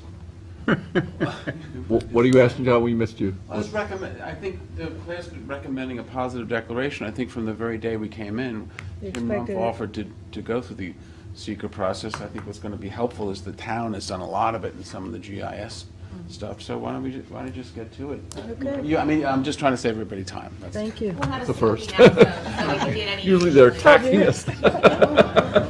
All right, Claire, Yeah, so positive John declaration Bennett. based upon the information submitted. Connor Friedlander Gateway 1, we're issuing a pause deck for secret. Right, and so I'll get all the updated documents to you, of course. And then, just so you know, there's a scoping requirement now, so any additional, if you think there was something missing, that can Do all we be have a done. scope? We No, can that would be have a to scope? the applicant to provide, Okay. and then we would Then we'll obviously, review that. we do So we that. don't set a public scoping. Not yet, until we have a scope in So here. the only action is, Of course, reserve, there's no requirement for public scoping. So I would request reserve. The secret's very clear, it's no requirement for it. So I would ask you. not- John, you have to come up here. Go ahead. Who's that man? Just so you know, John, See they the Wizard changed of the Oz, he's the regulations guy on January behind- that's 1st, 2019, to require scoping. Scoping is required, of course, but you're telling me that there's a public scoping session is required? Public input. Discussion hearing? Of course, scoping's always been required. There's always been scoping required. Good thing we're Scoping saving has not time always by been doing required. Excuse me? This is a good thing we're saving time by doing this. No. Oh, I'm just saying, there'll be scoping. There'll be scoping. Okay. I'm not disagreeing with Okay. that. Great. Scoping has been, for 20 years, you've had to scope. The question is whether or not you have to have a public scoping hearing. So you'll submit to us a scoping I don't think document. it's necessary. Okay. so our In only fact, action, The town has done all this. So Our our only action action is then to is adopt the to, pause deck.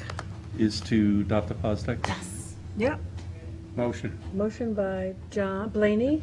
Second by Gloria, and all in favor? Aye. Opposed? Abstentions, so 6 in favor, 1 absent. Coming back. Thank you. One absent. Thanks, John. 1 absent. Okay, great. Well, there you go.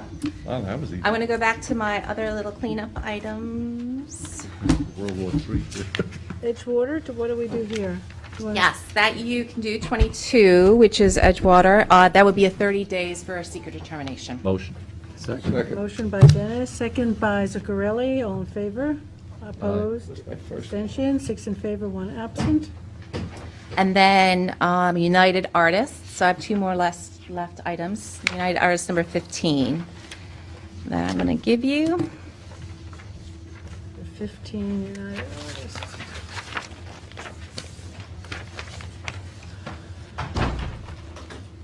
Oh, yeah, we had them in. Yes, the cupola, he wants to Mhm. put the cupola for the signs. Pass that I back. think he's rented one of the spots. Claire, you go by there, right? Isn't he rented? Start going by there. Oh, over there. There's a bunch there. That's one set. My system is, Yeah, I think so. I think you're right. It says Leslie's. those are what, that's one PDF.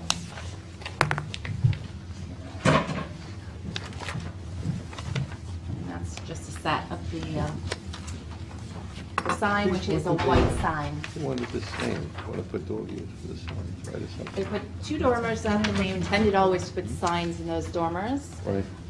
This is the end unit, was John's Bargains, and now it's going to be Leslie Pools. And they proposed originally a sign with a couple colors going on, and they've come back with a white sign, Leslie's Pools. It's very simple, and you can see it. ARB has approved it. So it says Leslie's Pool Supply Service and Repair, all up on that roof? Oh, no, it doesn't, No. does it? It says Leslie Pools. No, just Leslie's Pools. What is this? That's not it. That, you go further, they'll That's show you just the white. cover page. Yes. Yeah, that's our letterhead. Although we could get that. That's allowable. So it's an odd-looking cupola. Is that, looks is that like a was dormer. submitted? Yeah, Oh, you reviewed it? yeah. Yeah, It just remember? looks different, yeah. Museum? When you build it, it looks different, right? It does indeed. But there's 2 on either side, and then this is got the goosenecks coming down. I think it'll look tasteful. Right, is the other, will the other one be built at the same time? The other one is built, and then, yeah, I'm sure somebody will fight for that, The Yeah, space, that right? sign up there, so. liquor store. As long as it's not neon sign. No neon signs. So motion to approve Approved. United Artists, the Motion. cupola. Motion by Phil. Second. Second by Gloria. All in favor? Aye. Opposed? Abstentions? 6 in favor, 1 absent. And then my last one is Bridge Petroleum. Bridge Petroleum. 19. Thank you.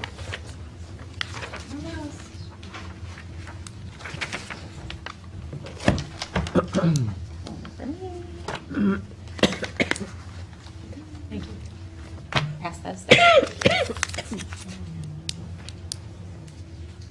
So Bridge Petroleum was about a year ago, actually, a year ago, a precinct you adopted. This is the existing gas station in East Quogue, the one that is in the corner of, the one across from the park. And they wanted to redevelop it, demolish the existing building, and construct a larger convenience store to the rear and the gas pumps to the front. You had issued a report recommending that they, when they redevelop, to put the building in the front and the pumps to the side, because it is a hamlet of East Quogue. It's got some identification. It's a historic area. There's historic buildings on 3 of the sides of the property. So the scale is less industrial, commercial, and more, the smaller hamlet area. So this would be your ZBA reports, and also the ZBA has asked if you would like lead agency. So maybe that's the first question. Would you like lead agency in that matter? Yeah. Yes? Yeah. Okay. And then secondly, let's go over the recommendations I've come up with based upon your report and see if you want to add anything, subtract.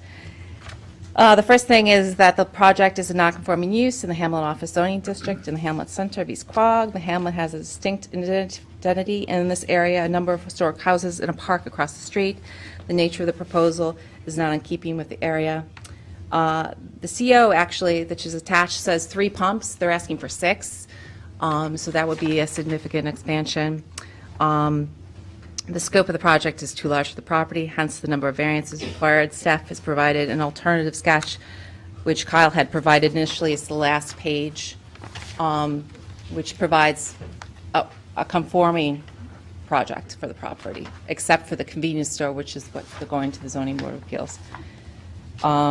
So that's an example. I also presented another alternative, which has been done before, where you take the existing auto repair, which is the existing building, and retrofit it, and that's what they're entitled to with the convenience store, not 2,000 square feet or 1,800 square feet, but a smaller scale, 1,000 square feet, which is more appropriate for the property.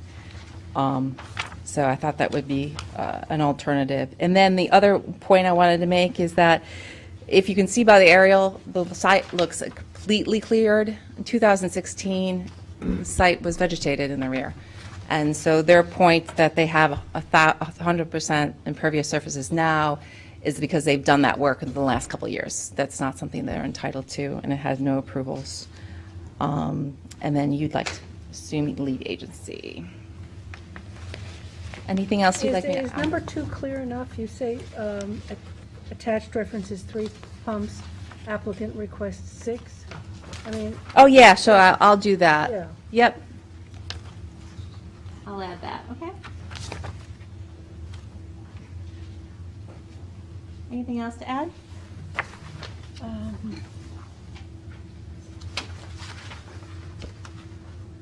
Anything on curb cuts here?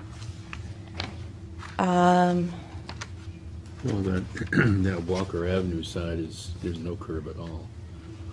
Right. It's an open curb right now, yeah. Yeah, so, I mean, that's a site plan issue, but do we want to mention anything here? Do you encourage the closure of the curb cuts? But I'm not quite sure if it's a ZBA issue, though, right? The curb Yeah, cuts. the site plan. Yeah. Okay. Okay. Well, we're asking for lead agency, so these are things. Yeah, we can do for site plan review. Okay, so do we have a motion to Adopt the report? adopt the I'll move it. report? Move Moved by Dennis? Second. Second by Phil, all in favor? Aye. Opposed, abstention, 6 in favor, 1 absent. Thank you. I think that's Thank what I you, Claire. got. Thanks so much. I didn't use my, Pass it down, Mr. Blaney. You're down. Dad her up. No, this is part of. We should have a box up here, too.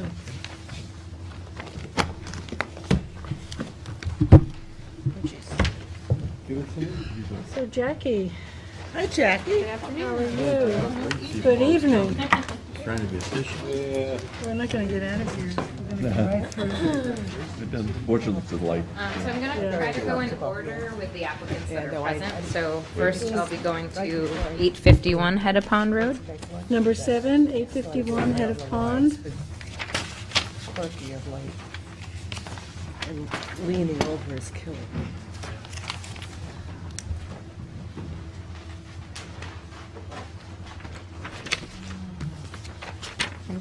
Here you go. I have some handouts for you. If you want to take one and pass them down. What number is this? 7. Number 7. Yes, this is number 7 on the agenda. So we just received a construction permit and special exception requests at 851 Head Pond Road. Dave Corwith is here, his the applicant, and he is requesting to do a roughly 2,700 square foot barn, 400 square foot barn, 192 square foot shed, farm office and ag labor housing, and also 2 greenhouses on the 41 acre reserve, which is in the CR 80 zoning district, tax map number 980 to 18.1. It is a type 2 action. We did receive the special exception petition today and fee, and the plan is right here on the, so you'll see essentially he's trying to provide for a farm stand barn in this location with a shed and concrete pads, a large barn here, greenhouse. This would be the ag labor housing, another greenhouse here, and proposed office.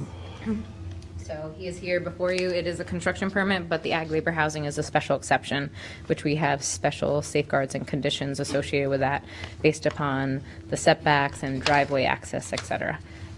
So I am recommending that it be deemed complete and a hearing for May 9th, and the applicant's here if you have any questions.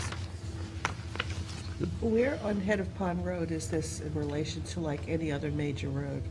This is about 500 feet east of Deerfield, where it intersects Deerfield. So if you start down Deerfield, And hang a left. well, if you start down Deerfield on Head of Pond, a left, coming from your end, a left Yeah, on onto Head of Pond, it's where you pass Halsey's Hedge, and then, Yes. this is the next farm on your right. So Halsey's Farm Stand Okay, is so over between there and Yeah. Narrow Lane. We just did another big barn for Krasuski. Yeah, that's further Further east east and of on that. the north side. On the Yes, north side. Krasuski barn, yeah. I just, when it's a number, I have no clue as to where. No problem. And it's on the south side of the road. Yes, yeah, no, Yeah, yeah. I pass it every time I go to get gas. Yeah. At Speedway. Yep.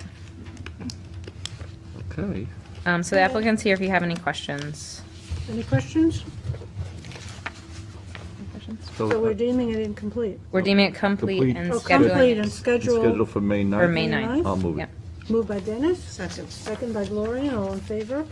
Opposed, abstentions? John, did you say something? I was coughing. Oh. Six in favor, one absent. Great. That was a yes cough. Thank you, my dear. Next, I would like to go to Michelle Kirschbaum, which is Number agenda 11. item number 11. Oh, sorry.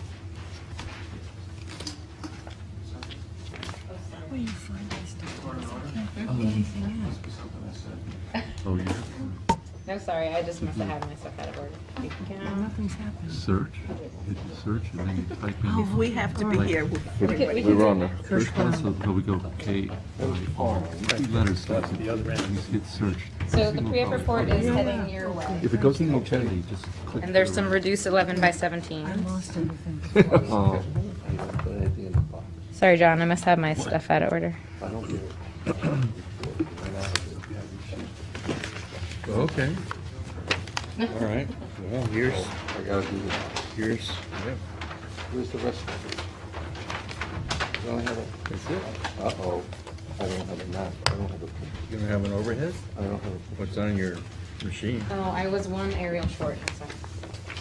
Here, I have it up on my, a, that's all right, I'm used to it, Z-U, I know that. I'm at the end of the alphabet. Keep it, keep it. I'm gonna go to a much better picture here. Well, there you go, John. John, do you need an extra aerial? I'll share No, with no. Dennis. Well, thank you. You could share with Phil. I gave him my aerial. He's got it on his laptop. still It's in complaining. front of his Still face. complaining. And he's still complaining. I'm observing, that's He's Before 4:45, he Where do we just, get the Gaza? He's got- That's because I'm not here to share it. We can't wait. All right, so this is a 2-lot subdivision. Both lots are oversized for the zone, which is R80 zoning district. The project site is 7.6 acres. It does front on Sunset Avenue, and it is also fronting on Phillips Creek. So there are native wetlands that have been flagged by the Environment Division in 2017. Let me see here. It is improved with an existing single-family dwelling, accessory structures, as well as an accessory apartment. So if you're looking at the map, this is really the existing house, accessory structures, pool, et cetera, and then this is the existing apartment. Oh, right. Secret classification is a type 2. I was actually absent when you guys deemed it complete, so we should have actually considered waiving the cluster plan, although I put in here a finding that it is not next to any adjacent open space parcels or any preserved areas. So within this report, we are considering waiving the cluster plan. It's just usually we would have done that at completeness. I just wasn't here Right. on So the that's date. our finding. Right. Yeah, so we have a finding in there. It does meet the review for minor. It is in conformance with the comprehensive plan. One of the objectives for East Quogue was to foster hamlet design, promote and preserve open space views, and it gave specific examples of Alcott's Pond, West Side Avenue, and West Side Creek, although this is on Phillips Creek, which is also a beautiful vista that you can see actually from Montauk Highway as well. With the park requirement, I did not find it was appropriate for a park on site, so we did recommend a park fee. Public hearing was held on February 28th with no comments received at the public hearing and no comments during the 10-day written comment period. I didn't have the fire prevention comments, but although I did call them and they were able to get me their comments today. Somehow it just got missed, which they're actually really very good at responding. But they actually have their comments, and it's in the back of your package that I handed out. But they basically stated that it is served by water mains and fire hydrants, and just that all street numbers shall be shown. We did not get any comments from the fire district. I did recommend that they reach out to them in case they have any concerns. Conservation Board have their comments for March 13, 2019. stated that the tract is a two-lot subdivision proposed, has 2 residences and accessory structures and town and state-regulated tidal wetlands on Phillips Creek. The wetland boundary is accurately depicted on the map. The property does contain regular wetlands, so at the final application stage, a 29239B is required. General conservation, generally, the Conservation Board has no objections to proposed subdivision as it does not increase residential density. However, the subdivision should be conditioned upon submission of a town wetland permit for redevelopment of proposed Lot 1, even if such redevelopment occurs within the 3 years of the final subdivision approval due to the lot's pre-existing nonconformity in regards to wetland setbacks. So they are asking that the lot with the house come back to a wetland permit. Generally, when the board approves a subdivision map, they get a 3-year grace period, because we've already reviewed the standards in 325 and basically outlined conditions and covenants based upon that.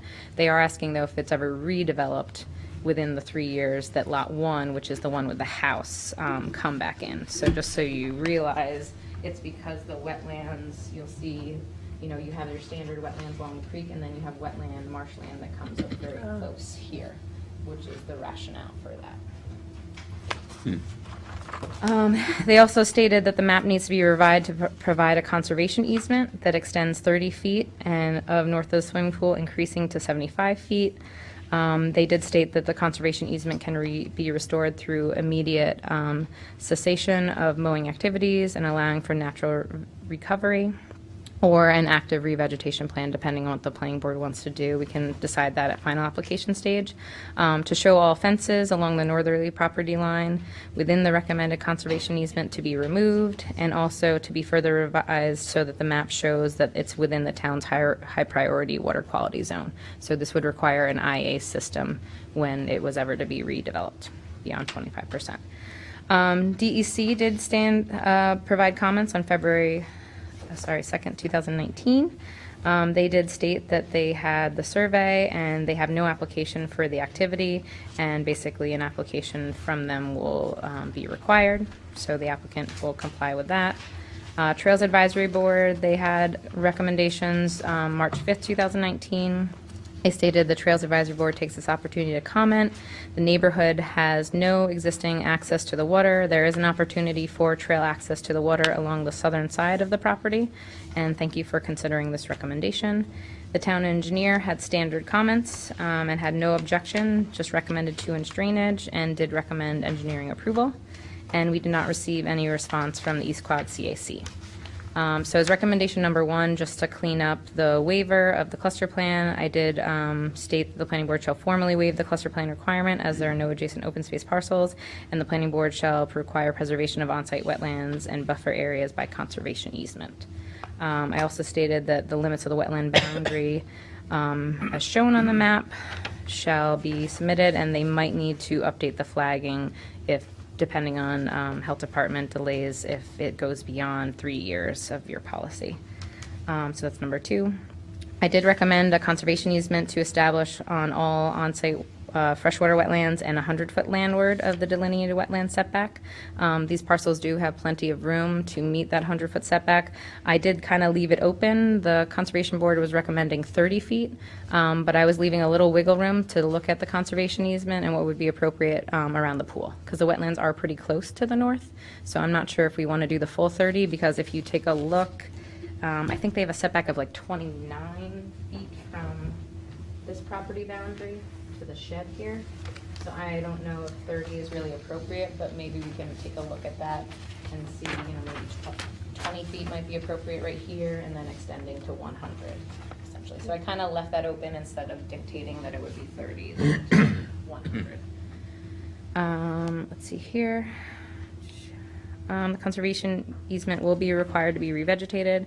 I again restated that they can either stop mowing it now, let it naturally recover, or actively revegetate it at the final application stage, whichever the planning board deems fit, and that it shall be, all fences shall be strown and to be removed in the conservation easement.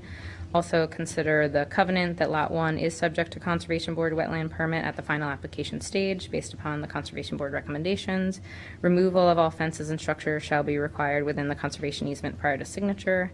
The subdivision map shall be revised to note that it is in the high priority water quality zone, and an IOA may be required.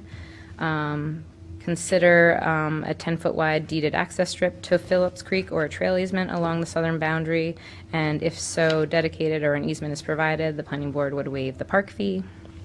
Standard 292, which I stated before, will be required at final application stage, and the applicant shall contact the East Quogue Fire District for their comments to be reviewed at the final application stage.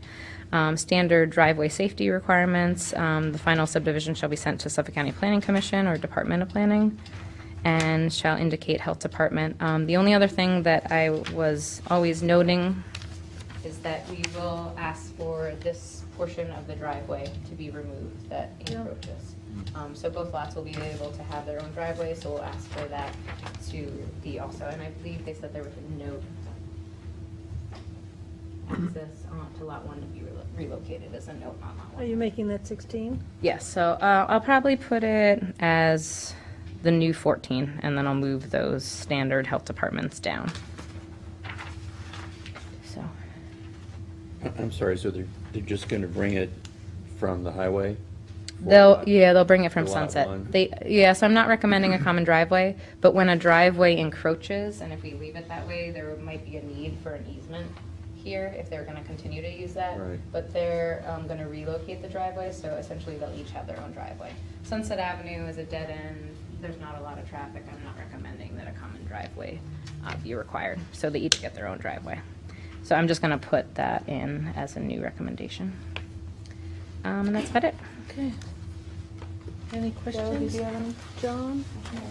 No? Okay. All right, so I have a Any resolution questions? to adopt. Ready to adopt. Motion by Dennis, second Second. by Phil. All in favor? Aye. Opposed, abstentions, 6 in favor, 1 absent. Send them down. Great.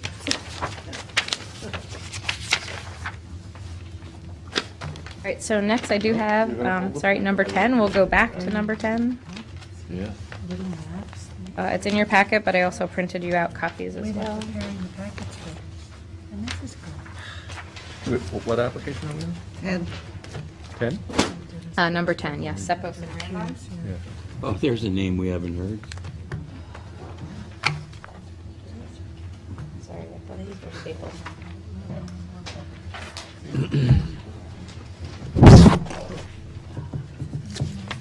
It shouldn't be, hopefully.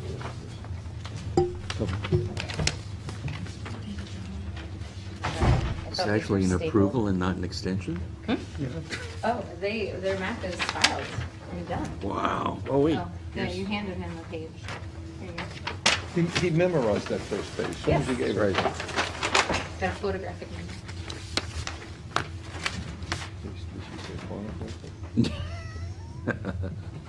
Yeah, that too. John, I need to put your maps in order.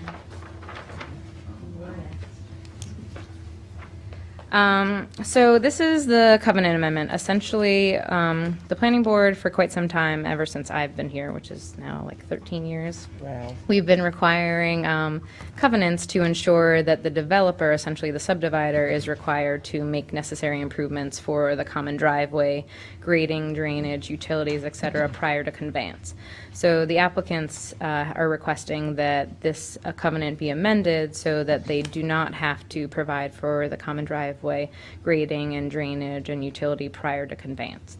What the applicant has, and correct me if I'm wrong, John, is basically saying is that a neighboring property owner would like to acquire the northern lot, which is lot 1, which is this lot here, and is asking to not be required to put, to do the grading for the driveway, the earthwork, the drainage, as well as the utilities at this time for conveyance. Oh,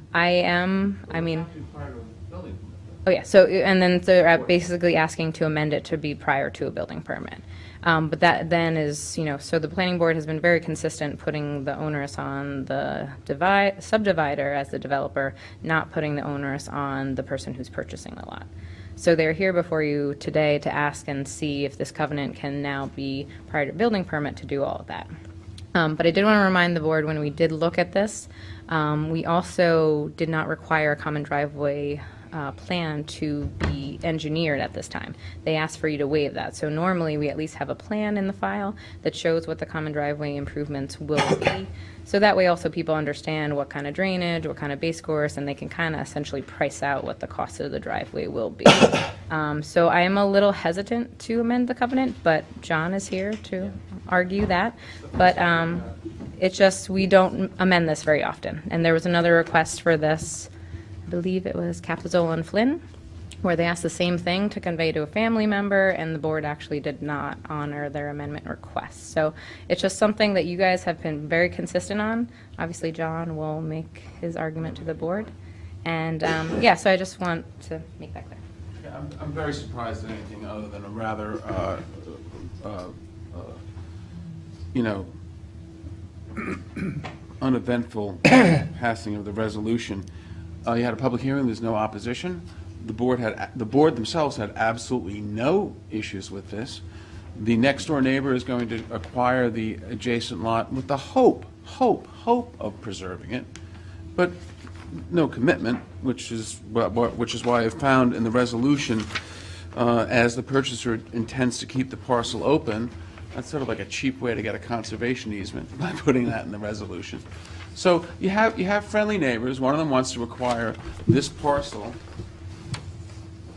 because they own some other open space, and ultimately may or may not keep this open. But certainly, if they want to put a conservation easement on it, I can't. It's contrary to, you know, I can't have language in this resolution that says intends to keep the parcel open, because that would suggest that they do. And let's assume for the purposes of argument that they, down the road, want to keep it open. If you have language like this in there, it's essentially trying to put some sterilization of the lot in there. If someone's going to keep this, going to voluntarily keep this open by way in futuro of a conservation easement, then you've taken away all their donative intent by having something in the document that says that they intend to keep it open.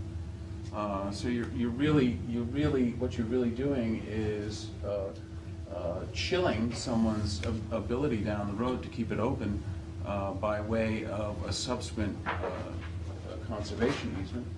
I'm very surprised because there was absolutely no negative comment by the board the last time. There was an understanding that this was in all likelihood to be kept open, but you know, maybe not necessarily. But there was going to be a conveyance between two neighbors, and thus there was no need to do this common driveway work and no need to do any of the drainage because the common driveway may not be utilized. Do you represent the contract vendee, or do you? No, we represent the seller. Seller. The seller. So I will tell you where this all came from. This concept. I'll tell you where the concept came from. That you wanted to have the owner do the work first. It was never an issue until Jim Zizzi was on the board, and I think Jim very wisely said when you have a developer creating 4 and 5 lot subdivisions with common driveways, you want to make sure that when somebody comes in to buy, because they're being set up to be sold and developed, it's not a surprise to the owner of the property. And I thought that was pretty wise as a general rule, because in the past, a developer would come in, create a 4 or 5 lot subdivision, all with long flags. The board would have a common driveway agreement requirement, and then we would sell the lots. And everyone would then start arguing over who has to develop the common driveway. So I thought it was very wise. The policy that I'm 100% sure that Jim had everyone adopt was, you know, if someone's going to come and develop these lots, it's no different than letting somebody develop a lot and not put roads in. So you should make the owner build out the common driveway. And that's not what's going on here. Not what's going on here at all. You've got neighbors who are trying to do an exchange. I'm not going to promise you that this thing will remain open, but certainly if someone's going to buy it and subsequently, hopefully put a conservation easement on it. You shouldn't make it more difficult for them to do that. There's no need for the driveway to go in right now. Again, I'm very surprised. There was no negative comment at the public hearing or at the prior discussion before the planning board. And I think this is not the typical situation. Can you provide any type of acknowledgement that the purchaser is acknowledging that the board is waiving this requirement? Well, by necessity of the covenant, they wouldn't buy it without the amended covenant. The covenant would, I put the covenant on record. You gotta use I it. would put the covenant on record, and any buyer would be, by law, aware of that. I mean, I don't know about most real estate practitioners, but I always have I make sure I have a title report in front of me before the client signs the contract. And any lawyer, I don't care, any lawyer who doesn't look at the contract of sale and specifically reference what covenants are in effect on a piece of property is, I'll say it quite boldly, as far as I'm concerned, is committing malpractice. There's no contract in effect now. No, we're negotiating it now. You understand, I understand. If there were a contract in effect, that they would come in and say, wait a minute. There's no contract in effect now. I represent that to you. There's no contract in effect now. We'll file the covenant, the amendment immediately, and then it's notice to the world. Okay, may I? I'll represent to you that we will not convey without previously recording the covenant. And again, where did this requirement that the owner do the work come from? It came from the typical situation where people would buy a lot that a developer had created with usually 2 or 3, a minor subdivision, 3 or 4, with a common set of common driveways, with a common driveway agreement. And Jim Zizzi said quite candidly, because before that you would never see this, and everyone adopted it, if this guy's going to develop the property, we should make this guy, the developer, build out the common driveway. And so then it's a good policy, but it's not applicable here. Okay, let's let Jackie. I did want to add, in no way was the resolution saying that it is intended to remain vacant. I just took that paraphrase from their letter requesting the amendment. So in no way was this to further preserve the property and not make it buildable, so I just wanted to clear that up.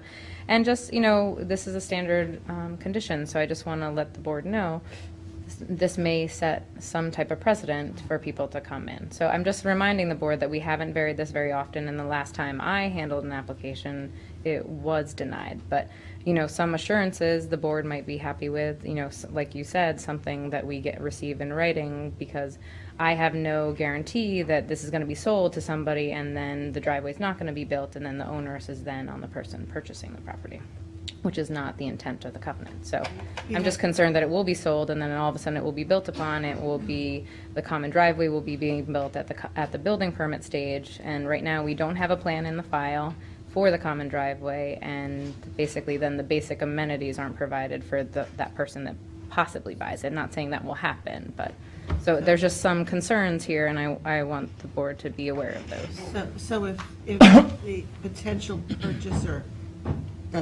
purchase doesn't happen, the covenant would be removed, and then the next owner. No, it will be modified because it still has to do the work before there's a building permit. This is really much ado about nothing. I'm going to file a covenant that says before a building permit is issued, all this work has to be done. Okay? And it'll be of record, notice to the world. No one's going to be surprised about that. That was my question. Yeah. So the covenant is not tied to this particular purchase? Oh, God, no. It's filed in the county clerk's office. It's tied noted to the property. Constructive notice to the world. And I understand the very good rationale in the typical case. I get that. If a developer is going to develop a 3 or 4 lot minor subdivision and these lots are set up for purchase and construction of houses, you should make that developer build out the common driveway. I get it. This is different, though. This is someone hopefully is going to preserve this piece of property. But I've got to get them to buy it, number one. And number two, if they're going to preserve it, you don't want this common driveway built. You just want a little, you don't want a fully engineered common driveway and drainage built. It's going to be for an existing house. So you're really sort of thwarting the plan in effect.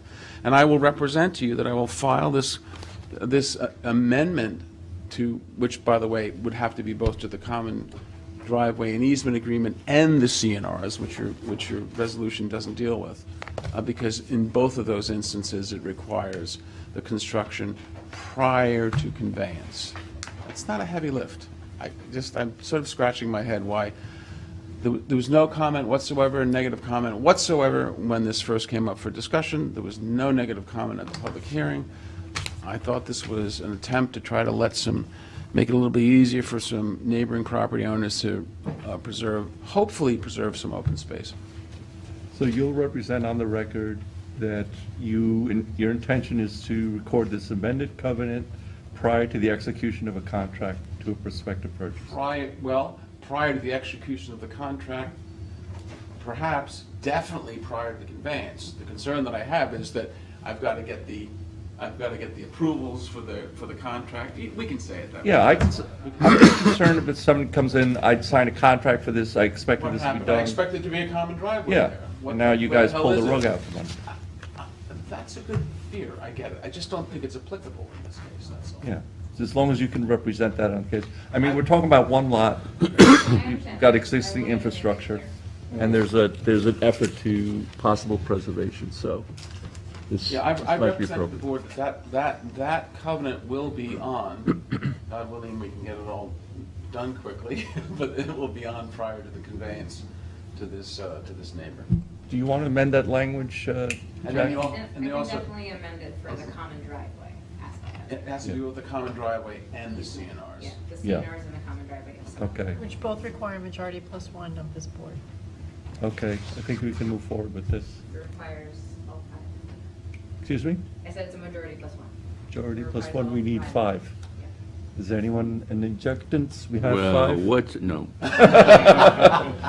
Okay, so, I'd actually, Kathleen, from a legal standpoint, as our attorney. Dennis, do you want a finding? This is a policy decision. Legally, I'm comfortable with it.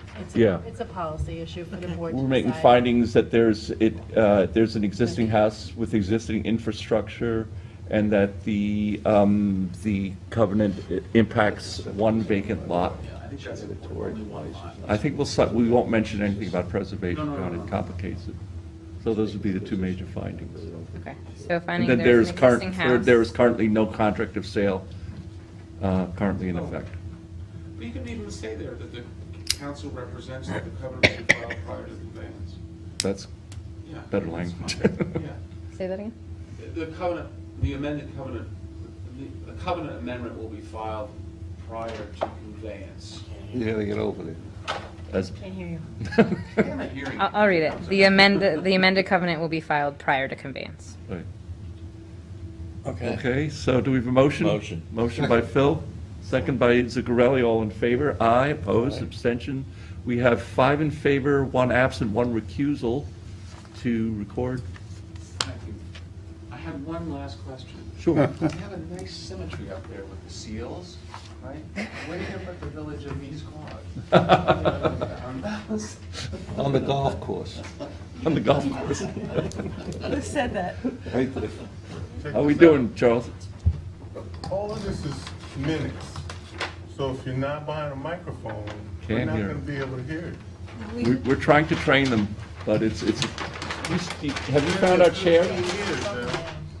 We're gonna get a We're slow bunch. learners. Is our chair person They all have to anywhere in that bunch, room? Yeah, I'll get it. Would you send her back in, please? I want to get back doing this. And they're back unharmed.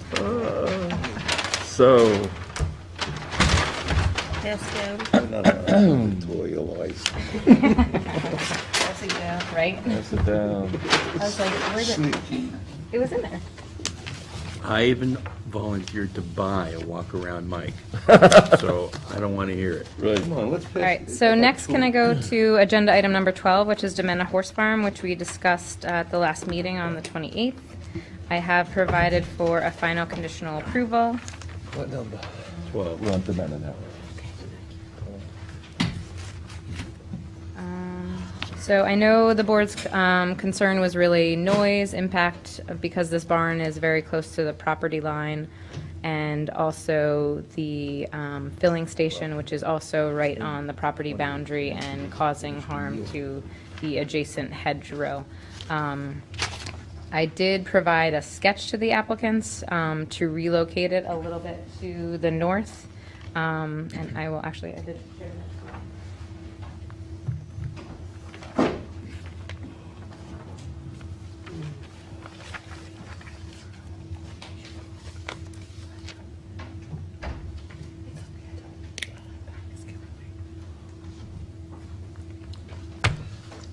Here was my little sketch. Sorry, I didn't scan this in, but it was just thinking of a slight shift in the patio and the pergola area.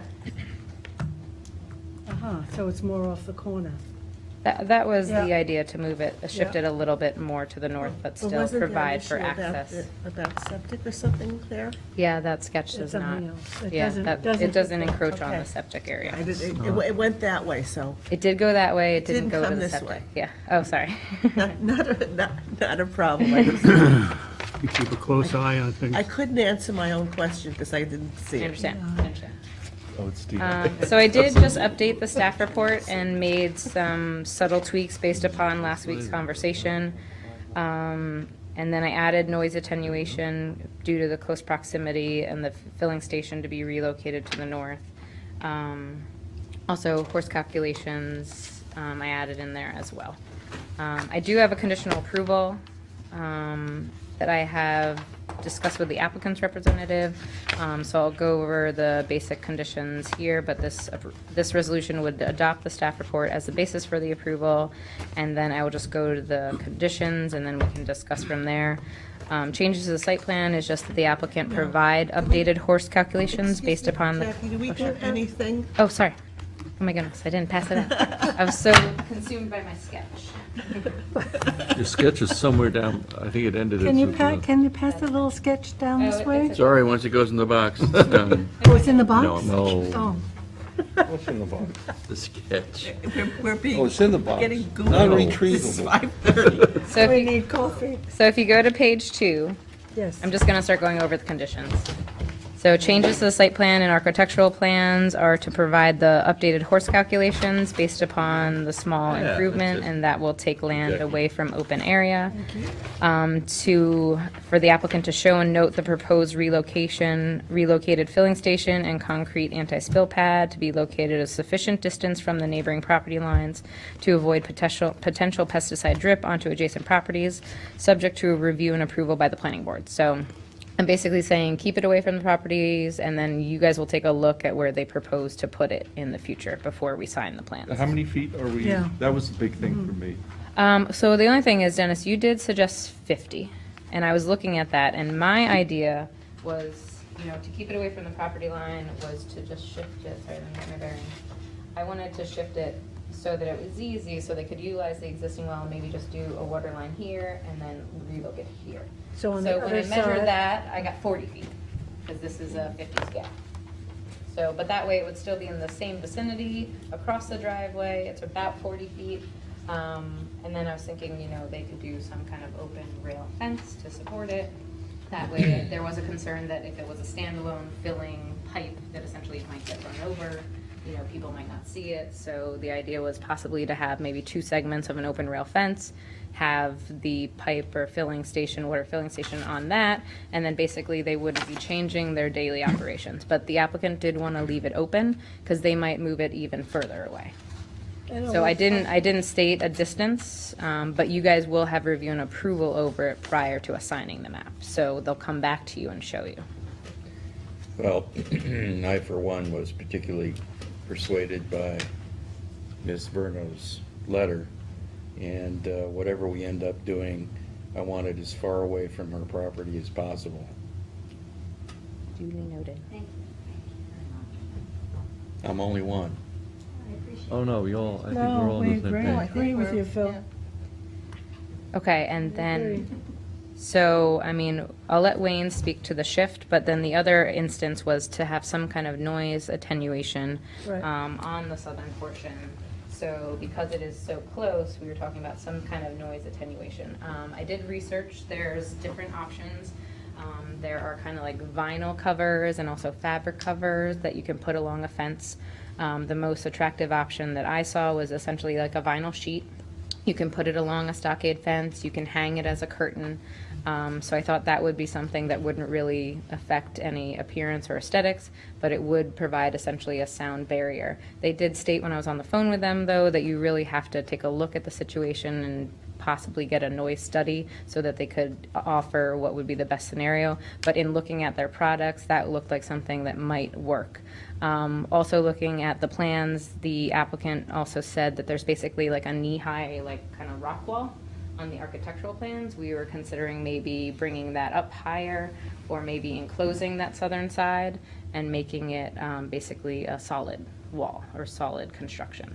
So that's something we were looking at too, or then something might be amenable to the planning board and the applicant was maybe doing a window. So a window that would have a noise-rated glass, but then it would still allow for the openness because they are proposing this as a patio and pergola. So something that would be a noise attenuating glass, you know, a nice one big sheet that would still allow for that open aesthetic quality, but then reduce the impact of the noise, the smoke essentially, you know, because if the grill is right there. So that was an idea that we were discussing as well. Other standard stuff was just to comply with the engineering requirements. I really just think this is probably, they're gonna ask for like one dry well just to accommodate the existing drainage flow on the gravel parking area. My general conditions are necessary. Pesticide filling station, concrete anti-spill pad shall be located a sufficient distance from all neighboring property lines to avoid potential pesticide drip onto adjacent properties. The standard horse calculations to comply with 162.1. They also offered that public events such as special events shall not be prohibited in this specific storage barn and in the immediate vicinity of the covered patio and outdoor dining area. I did put in health department. I'm not sure if that's required because I was under the impression they are proposing a new bathroom, but then the applicant said they are not. Also that all newly installed lighting shall comply with the lighting code and be dark sky compliant. All HVAC and equipment areas shall be screened. Public address systems and outdoor amplification shall be prohibited in compliance with the town engineer requirements. There is a right-of-way, so there was some confusion. I was actually asking for an easement here, and I didn't notice that there actually is a right-of-way agreement already on file, so we're just asking for a copy of that. But this was the easement that I was concerned with, because they do seem to use this driveway and then pull into this property. So I wanted to formalize that, but there's actually already a right-of-way in the deeds. So we're just asking for a copy of that for our records. So that's kind of a little bit of a cleanup. And then there are engineering fees and then the standard affidavits and statements for signature. Do you have any other questions? Any other questions from the board? Wayne? If I may come up, because there's a couple pictures I have, which are in your record, by the way. So I did have a discussion with Jackie, and as far as the water filling station, that's what it is. It's a well, and that's where water is filled. My clients, I took the message that you gave us from the last meeting, and we, Jackie, as she just described, you know, I went back to my client's representative and expressed what the concerns were. Number one, it is located where it is, so it avoids any conflict with any traffic. And there was a suggestion last meeting that it be just piped under and put out into another location. And the problem with that is we don't want anybody running into it. Jackie's proposal sort of presents that sort of issue.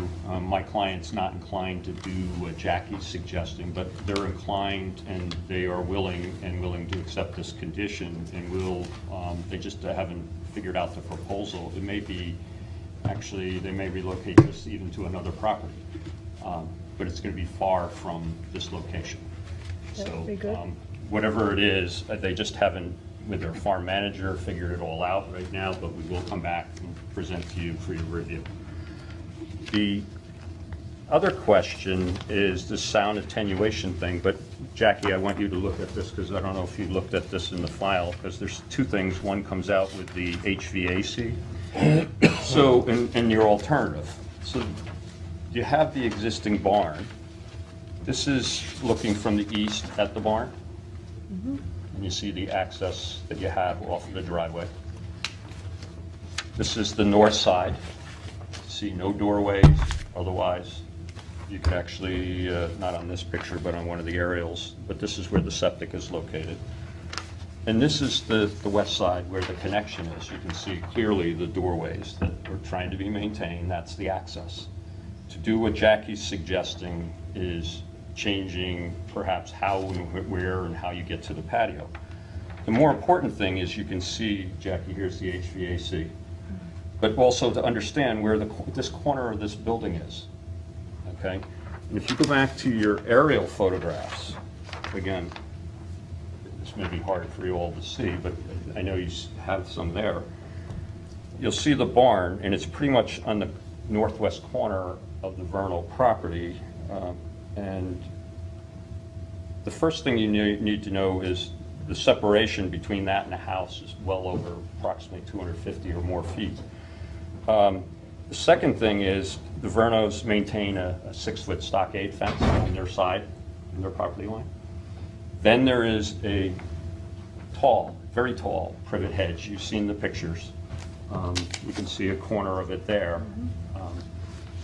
Then you'll notice, and you'll notice on our surveys, there are evergreen plantings along the west side, and then we have the fencing, which is there to keep the horses in and so on. So there's privet, evergreen, and fencing? Yeah. Three layers. So this proposal, as you can see, goes out to the west. When you're looking south, you're looking at our property, you're looking at our evergreens, you're looking at our fence, and so on. So the question is,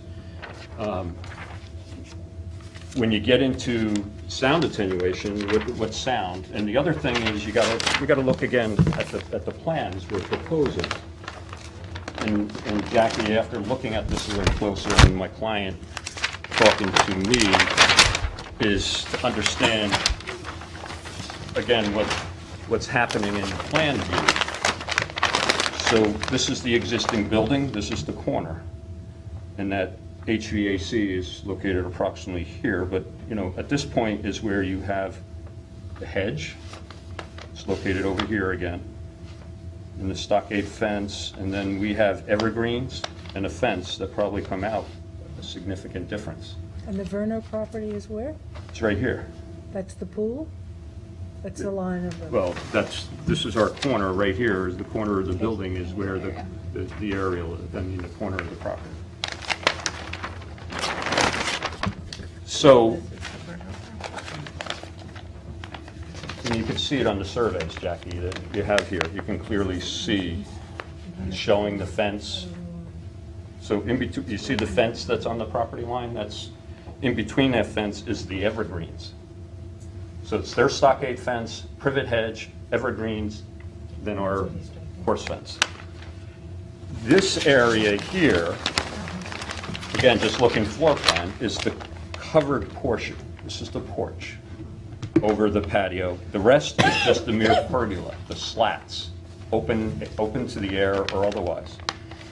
In this location is a wall that's probably 3.5, I haven't scaled it, 3.5 to 4 feet, and there's going to be the barbecue and stuff is located here. At this point is the end of the porch. This is an access out, and then this is all circular and a lower, what they call a knee wall. And these are shown on the elevations. So and this is the south elevation. So this is the existing building in this location. This is where the porch portion, and you can see the wall which has the barbecue in the center. And then thereafter is just the slats and the open patio in this portion. So the question of putting, the way this is described, it's hard to determine where you would put sound attenuation. Am I putting it from here to here? It doesn't make any sense. And two is, even if, and I think Jackie, all you talked about was in this location where the barbecue was. But even then, the problem we have is putting some solid wall or otherwise. It's who or where, what is it screening? But then we have the logistics, well, that's where the barbecue is, and now we're closing an area, But we're talking air about sound circulation. attenuating glass, see through. It's possible to come back, but I need that clarification, but it would only be in that area and not the rest of it. And Hill properties here. Because if you go back, you know, when you look at this sky, it's not exactly that shape. Again, you go back to the other floor plan, and you see how it actually curves out away from the property line. But again, you go to, what is that screen? If you go to the detail, the house is over here. Okay. We would be putting a wall in this location. You can see how the square, the line, where instead of where it turns. So we're talking about that portion. And you're talking about the area where we have already tall evergreens. Well, Which goes to the other question, Jackie, is screening the HVAC that's there? You suggested evergreens. Who are we screening it from? The evergreens exist. Right. right. I don't know that we're going to solve this now, but we. The main thing is the pesticides. I don't know the sound. It seems to be. Pesticides, something, and also this recommendation. That's not going to happen. They are absolutely adamant about doing this. Exactly, that's what the application's about. They're not going to, you're asking them to change the whole floor plan of the building. It's not going to happen. I don't think so.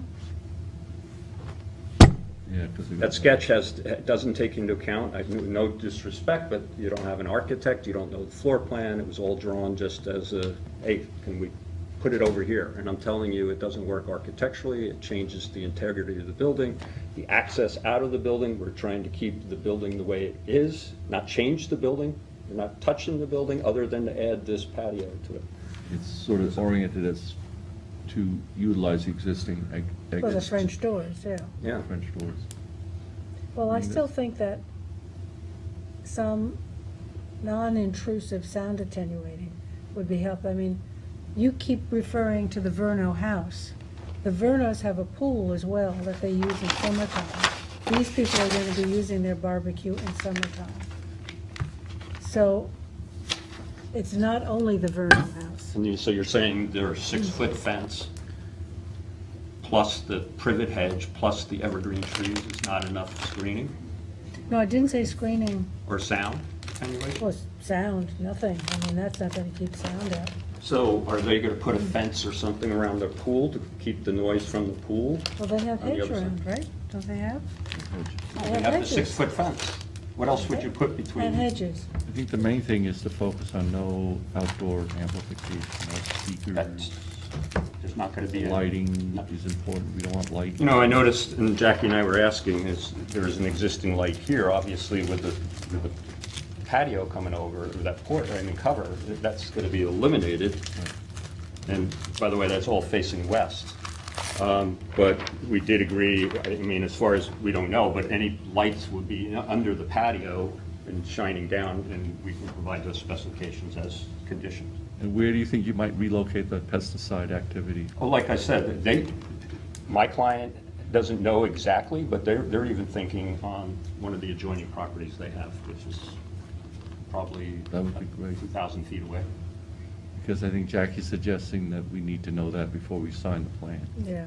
Oh, absolutely. We have no problem with that.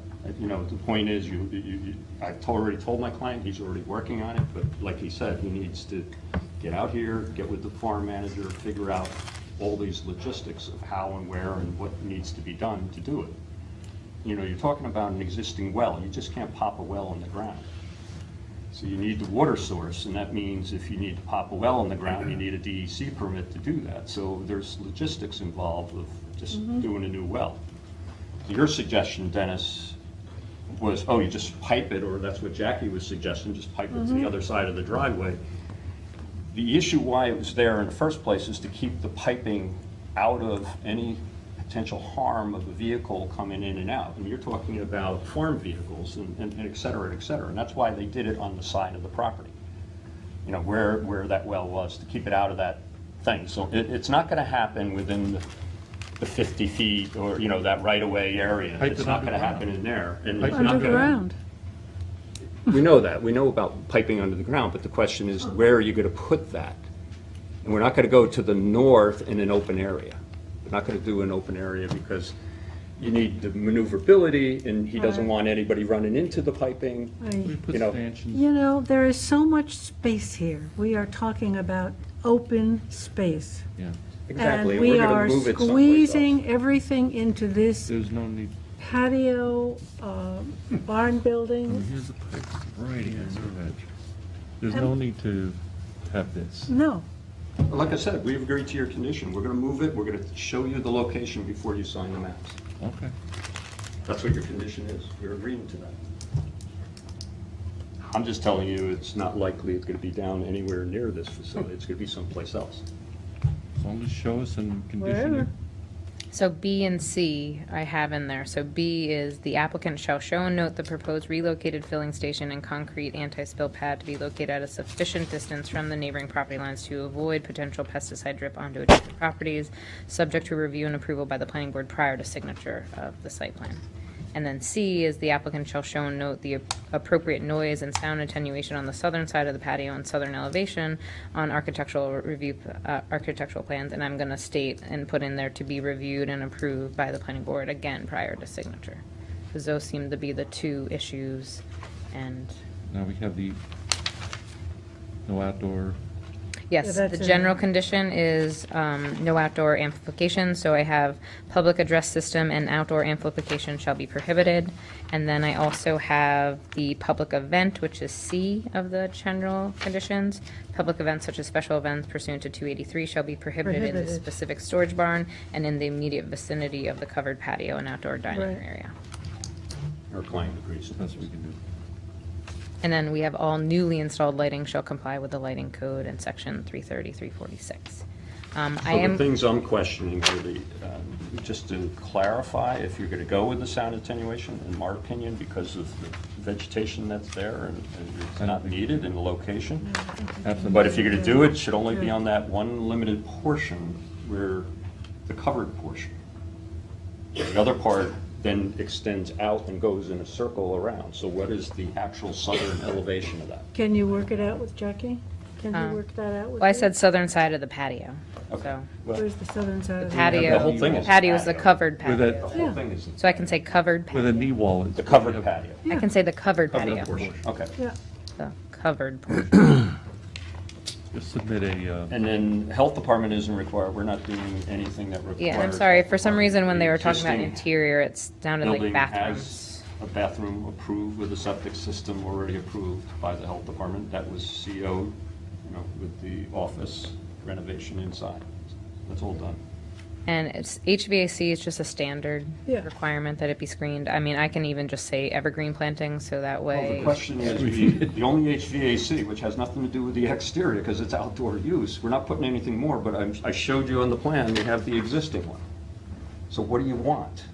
The point again, this is the location where I got the hedge, and then I have the evergreen plantings just to the south. So then, it's already. this is gonna face, you know, we're gonna be putting the patio out this way. That's just kind of a standard So- condition, so. But what that do you want? If there's So tell some, me if it what gets plantings you want. relocated, it will be screened, but. If it's relocated, okay, but I think it's not gonna be. And- You have it's already HVA screened. equipment. if And it- I'll if- take out native because there is already evergreen screening If it there, is so. relocated. If relocated. Okay. I mean, because it's there now and screened, right? Well, and I am not, yeah, that's fine. So I can say if It's not screened. relocated. Screen from, so, Have you been to the site, Jackie? Hmm? Have you been to the site? I have, but it was in the fall. Yeah. Yeah. Okay.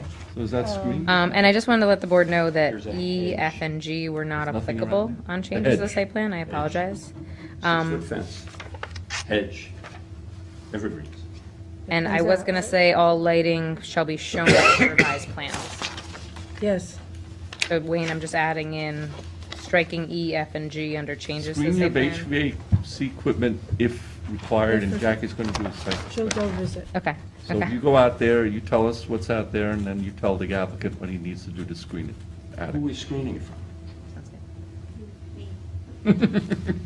Us, we might. Jackie, I'll go with you if you let me know. There's no public view. Right, just, Okay. I just want to be clear that Are I'm we going there? to ask for all lighting to be shown on the revised plan. So if they need any lighting, just that we're aware. We need a motion. We need a motion Motion? by Dennis, second. Motion to, are we approving this as amended, right? As amended, yep. I didn't see this. We've got the sound And wall, you'll we're gonna send move a the sound wall, the remove spring, that we're water. gonna screen the HVAC. Okay, a motion by Motion, Dennis. Second by Gloria, all in favor. Aye. Opposed? Thank you. Abstentions? 6 in favor, Whatever one happened to absent. throwing a blanket on the grass and having a picnic? Okay. in the I feel like 1950s. we have like 10 minutes. Joe's always quick. So he's- Sitting there, what, since 2:30? He's our last Can you do it in 9 minutes? Can you do it in 9 minutes? Some of us might have to use the. Give me a call. Do it in 8 minutes. Yeah, so we can. Let's do it. Go do your thing. Jackie, they gave me the floor. That's fine. Go. Are you with him? Joseph Frederick as the 5 Ogden Lane Yeah. Quag. He's my I'm here on behalf of Mr. Farrell and myself and my son. We all own property on Watermill Town Road. The property was Good night, Mike. part of an old file map. You may be familiar with this. It was approved by the planning board in Mike, if 1980. you come here, you'll, or Oh, if sorry, we, I'm sorry, if we sorry, have to sorry. see that, though. Or, yeah, come to the desk. That's what I was Okay. suggesting, I didn't want come to the to move off desk. the podium. Hot water. This is your approved plan that you have existing. Okay, so we have a plan in 1980 that was approved by the planning board on an old file map. Nothing really happened in the last 30 years, except 2 houses were built up on the road, but all the land in the back was remaining vacant, okay? Enter the picture Mr. Farrell, who pays premium price and buys 2 of the lots. Mr. Farrell introduces himself to Joe Gaza. Together, we work out an arrangement where he's going to give me 1 lot over here for future use, and I'm going to give him development rights, which I have a stack of now because I've been cashing in a lot of properties throughout the town for development rights. And I'm going to help him secure the approval so he can build on these 2 lots. Okay? I discussed this with Mr. Farrell, and I said, this map could be improved from the 1980 approval because there's certain lots that connect with common ownership, and we can actually make 3 of the lots double the size. He said, doesn't bother me. I says, I think the board would love this. I prepare a new map for the board. Are they all receiving parcels? Yeah. Yes, sorry. Yeah. We take the parcels that are to the south, and we increase the lot area. We double the size. Is he talking horizontally? Give us numbers, Joe. What's the numbers on the double size? They go from 1 1/4 acres to 2.5 acres. 7 will be 120, 8 will be 106, and 10 will be 105. 7, 8, 10? These are not in common ownership, but I did want to allow for access to be there in case the planning board ever seeks to make that a building lot. Lot R. So that's Broadway? That's right now sending, but we did allow for this to remain open in case the planning board ever sees fit to make that a house lot. But at this point, we're not recommending it to be a development lot. It'll remain ascending. But we're just guaranteeing that access will still remain in case it ever does happen in the future. Because it is of the size that could be a development. Got me on time constraints, so I'm going to speed it up. Yeah, go. Okay? 6 minutes. We had 2 public hearings on this already, a year and a half ago. Okay? Why? Well, the second one was needed because a neighbor, Mrs. Feely, retained Mr. Walsh, an attorney, and she was concerned about the roadway next to her home. Rightly so, but she knew it was going to be there because it was an offer of dedication. I sold the lot to the person who built the house, it sold to her. Everybody knows about everything. She was just voicing her concern. Mike Walsh said, Joe, he says, you gotta make this road like a little driveway. We don't want a major road in there. I says, we'll do whatever the planning board and the town engineer suggests, because that's what's necessary to get approval to build on your 2 lots. Mr. Farrell's surveyor and engineer, Howard Young, prepared beautiful maps, topo. He spent a fortune on building a little private road for a couple lots. At our last meeting, which was 1.5 years ago, my notes say the planning board advised that a road plan designed by a licensed professional engineer would be necessary for the town engineer to review prior to the board taking action on the application. And there you are. We put together. May I just add? I was really concerned because there is extreme topo in this area. You're not on the mic. Oh, sorry, thanks. But there is very extreme topo on this site. I mean, it really is rolling, and there is one specific like incline up a hill that was really troublesome, and I was not even sure if a road could be built in the location that it was even proposed. So the applicant is now proposing to have an offer of dedication to make it 50-foot wide, allow for erosion control within that area. And basically, I walked the site. They also flagged the site. Joe and I walked it. I also walked it with the town engineer, Christine Fenton, and it is possible now. So we were dealing with really steep grade changes that were like roughly 12 and 13%, which really are not in accordance with standards, common driveway standards, over road standards. We're trying to work and get that grade down so that it's passable and it's safe. But I do have confidence now that with the engineering plans that we've received, based upon walking the site with Joe, as well as the town engineer, we can get a road in there. But just so the planning board is aware, there is a very steep incline here. So I was concerned that steep incline was in this vicinity, and I wasn't sure how the road was actually going to function. But when you walk this, it actually kind of subtly goes up and it's rolling. We're recommending that the grading actually be taken up. So rather than following the natural dips, we're going to grade up, provide fill with the road, so that way essentially it will flatten the grade. So the plans that we just received that are still in draft form are showing a grade of 8% here, which is the trouble area, so within this vicinity. So I am confident now that we can get a road in here, and I am recommending a full-size cul-de-sac here with the offer of dedication on either side, so that if any time in the future it could be brought up to town standards. The minimum we usually require for a private road is at least 18 feet. So we are looking to make it wider, so it's going to be in that 18 to 20-foot range. So I do have a resolution here basing that you have this new plan, that they've revised it. We also have road and drainage plans that we didn't have before. I would recommend, just because there was public interest, that you have a public hearing. I know Joe is asking that there not be a public hearing, but there was substantial comment at the hearings previously, and it has been a considerable amount of time since we had those hearings. So the hearings were in the fall of 2017, so it's now spring of 2018. So I have a resolution to set a hearing so we can reconsider all of this and make it known to the public. Reasons why I don't want a hearing? We've had 2 hearings on this already.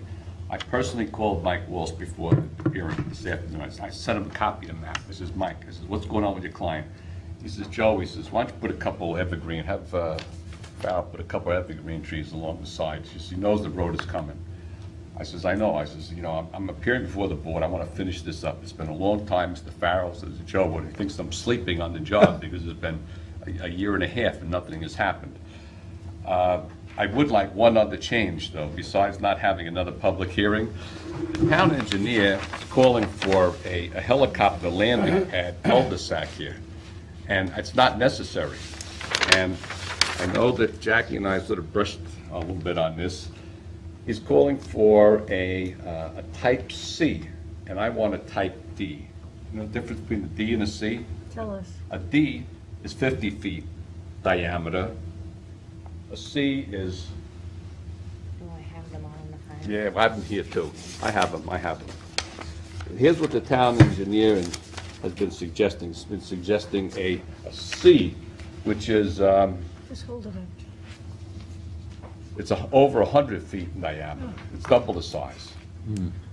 Now, you know, For how many houses? So C is a, yeah, it's 4 a houses? 50-foot radius. That's a little overkill. A C is a 50-foot radius. That's a helicopter landing pad. And that's going to cause more drainage issues, more clearing of the land. It's not what Mr. Farrell wants, not what I want. You know, I was very happy with the D, staying within the 50-foot. Yeah. Yeah, this is aquifer protection. Can we do that? It is, I'm just a little concerned because it's very hilly, and if you need emergency vehicles to get up there, they're not gonna turn around on the very hilly private road. So that's my concern with doing a D. So the D is a 25-foot radius, it's basically paving your 50-foot right-of-way. So I would like to do a little bit bigger than that, just because if a fire truck has to get up there, how are they turning around in that vicinity? So that's what we have to worry about when Go we're over the looking at grass. designing cul-de-sacs. I would like to minimize the impacts as much as possible on the native vegetation, absolutely. How about 75 feet? Give us No, a, that's give too us a much. stable, I think we can get a stable shoulder, mountable curb, that type of thing. Yeah. You know, the angle of the And curb. we you can know, discuss and that, that's Okay. not, that does not have to be decided today. Okay. That does not have to be decided, but I do think it warrants another public hearing so people can review the road and drainage plans, bring this back into the Oh, I public don't- eye, and then. I think the professionals will put the draining in and everything. Yeah, You know, just- they'll make sure that the water doesn't run onto properties, we'll make sure of that they have sufficient, drains that absorb the water. I think that's what we need. The professional will do it, and then we'll look at it. But So, Yeah. do you expect conflict? Is this why you want a public hearing? Well, we had. Farrell's built $3 million houses here. I don't think he wants a house next to a 100-foot paved area. No, that's not Helicopter the- landing pad. Jackie, talk about what the about, public hearing. Talking about How many the public hearing. hearings have we Oh. done? You had two, I believe. Two, and the last one was about a year and a half It was ago? in but it was the original public hearing. November, yeah, it was November or map was December of approved. 2017. That was back in the 80s. In the 80s. 1980, October. Yeah. Can we do So- for that one? Hmm? Can we So how do many- for that one? There's no other way, I don't know, another way to put the owners of this map and surrounding area on notice that this is now moving forward after a year and a half. I remember this. It's up to the planning board. Well, maybe we should have one. How many people showed up at the last one?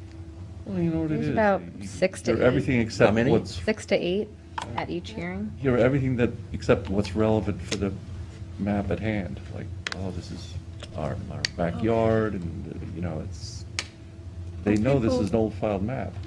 There's nobody here. There's the Feely house is over here, and then there's another house which I built and sold over here. There's only two houses in this entire map. Well, this would be their first time to review the road and drainage plans. I'm not going to argue with Yeah, you. but My the- time is up. I thank you for the The time. public is not going to be interested in the road and drainage. I mean, we're Well, when interested in the road and drainage. When it's going along their They would be house. interested in the road. It's going along an existing house. All right, let's do the public hearing. I don't know. Okay, I would recommend it. with a to the board. public hearing. Well, I think I would be guided by Jackie. She's a professional planner and knows Do this you have a hearing application. date, Jackie? Yes, it would be May 9th. May 9th? May 9th? It's the first available hearing. I'll make a Okay. motion. Motion by Dennis to public hearing on this, a second by Gloria. All in favor? Aye. Opposed, abstentions? I'm not in favor of it. 1, 2, 3, 4. Yeah, you, 4 We yes. have 4 2 yeses, 2 noes, and 1 absent. I didn't hear a fourth Yes. yes. Blaney, are you voting? Yes. Got a thumbs up. and Kate answered. Otherwise, he doesn't get anything. Okay, thank you. I have 2 more quick items. Thank you. I'm out. Thank you. I went over. 1 minute over. Take it off the next You time. did well, okay. 3 minutes over. What do you have, Jackie? See, when you go Um, last, you kind Aberdare, of get what you want. Which is an so- abandonment, Yeah. which is number 17. Okay, so tell us quickly. We just amended this map to allow for the development parcel and the For the people that are abandonment. here, we're still on the afternoon session. We haven't opened the evening public We've hearing been yet. sitting here since 2 o'clock. So, don't be We should confused. be finished So quickly. you're an audience at this We've point. got you on at 1 AM. Is that okay? Good with that? Go ahead, Jackie. So, I moved the mic. I'm smart now. So this is for the abandonment that we envision for the new sending parcel, and we were talking about how we don't need the full right-of-way, so this would allow abandonment of the portion of Harrison next to development parcel 20. Okay, and they're working on getting all their documents, and I have most of the documents for the application to build. Are we taking action? Yes, so to be, have no objection to the abandonment of Harrison. Motion? Motion by Dennis. Second. Second by Gloria, all in favor. Aye. Opposed, abstention, 6 in favor, 1 absent. And our last one is Monteverde, number 18. Yeah, number 18, to adopt the pre-app report, sorry. To adopt the pre-app report for the ZBA referral. So this is a lot line modification. They gotta get the portable clip-ons. How long have I been saying that? I'm gonna I go even before the town volunteered to board for buy that. it. They gotta get clip-ons, the portable clip-ons. So essentially, this is an L-shaped parcel. So the L-shaped parcel, the backyard is going to be given to that cottage, that existing residence.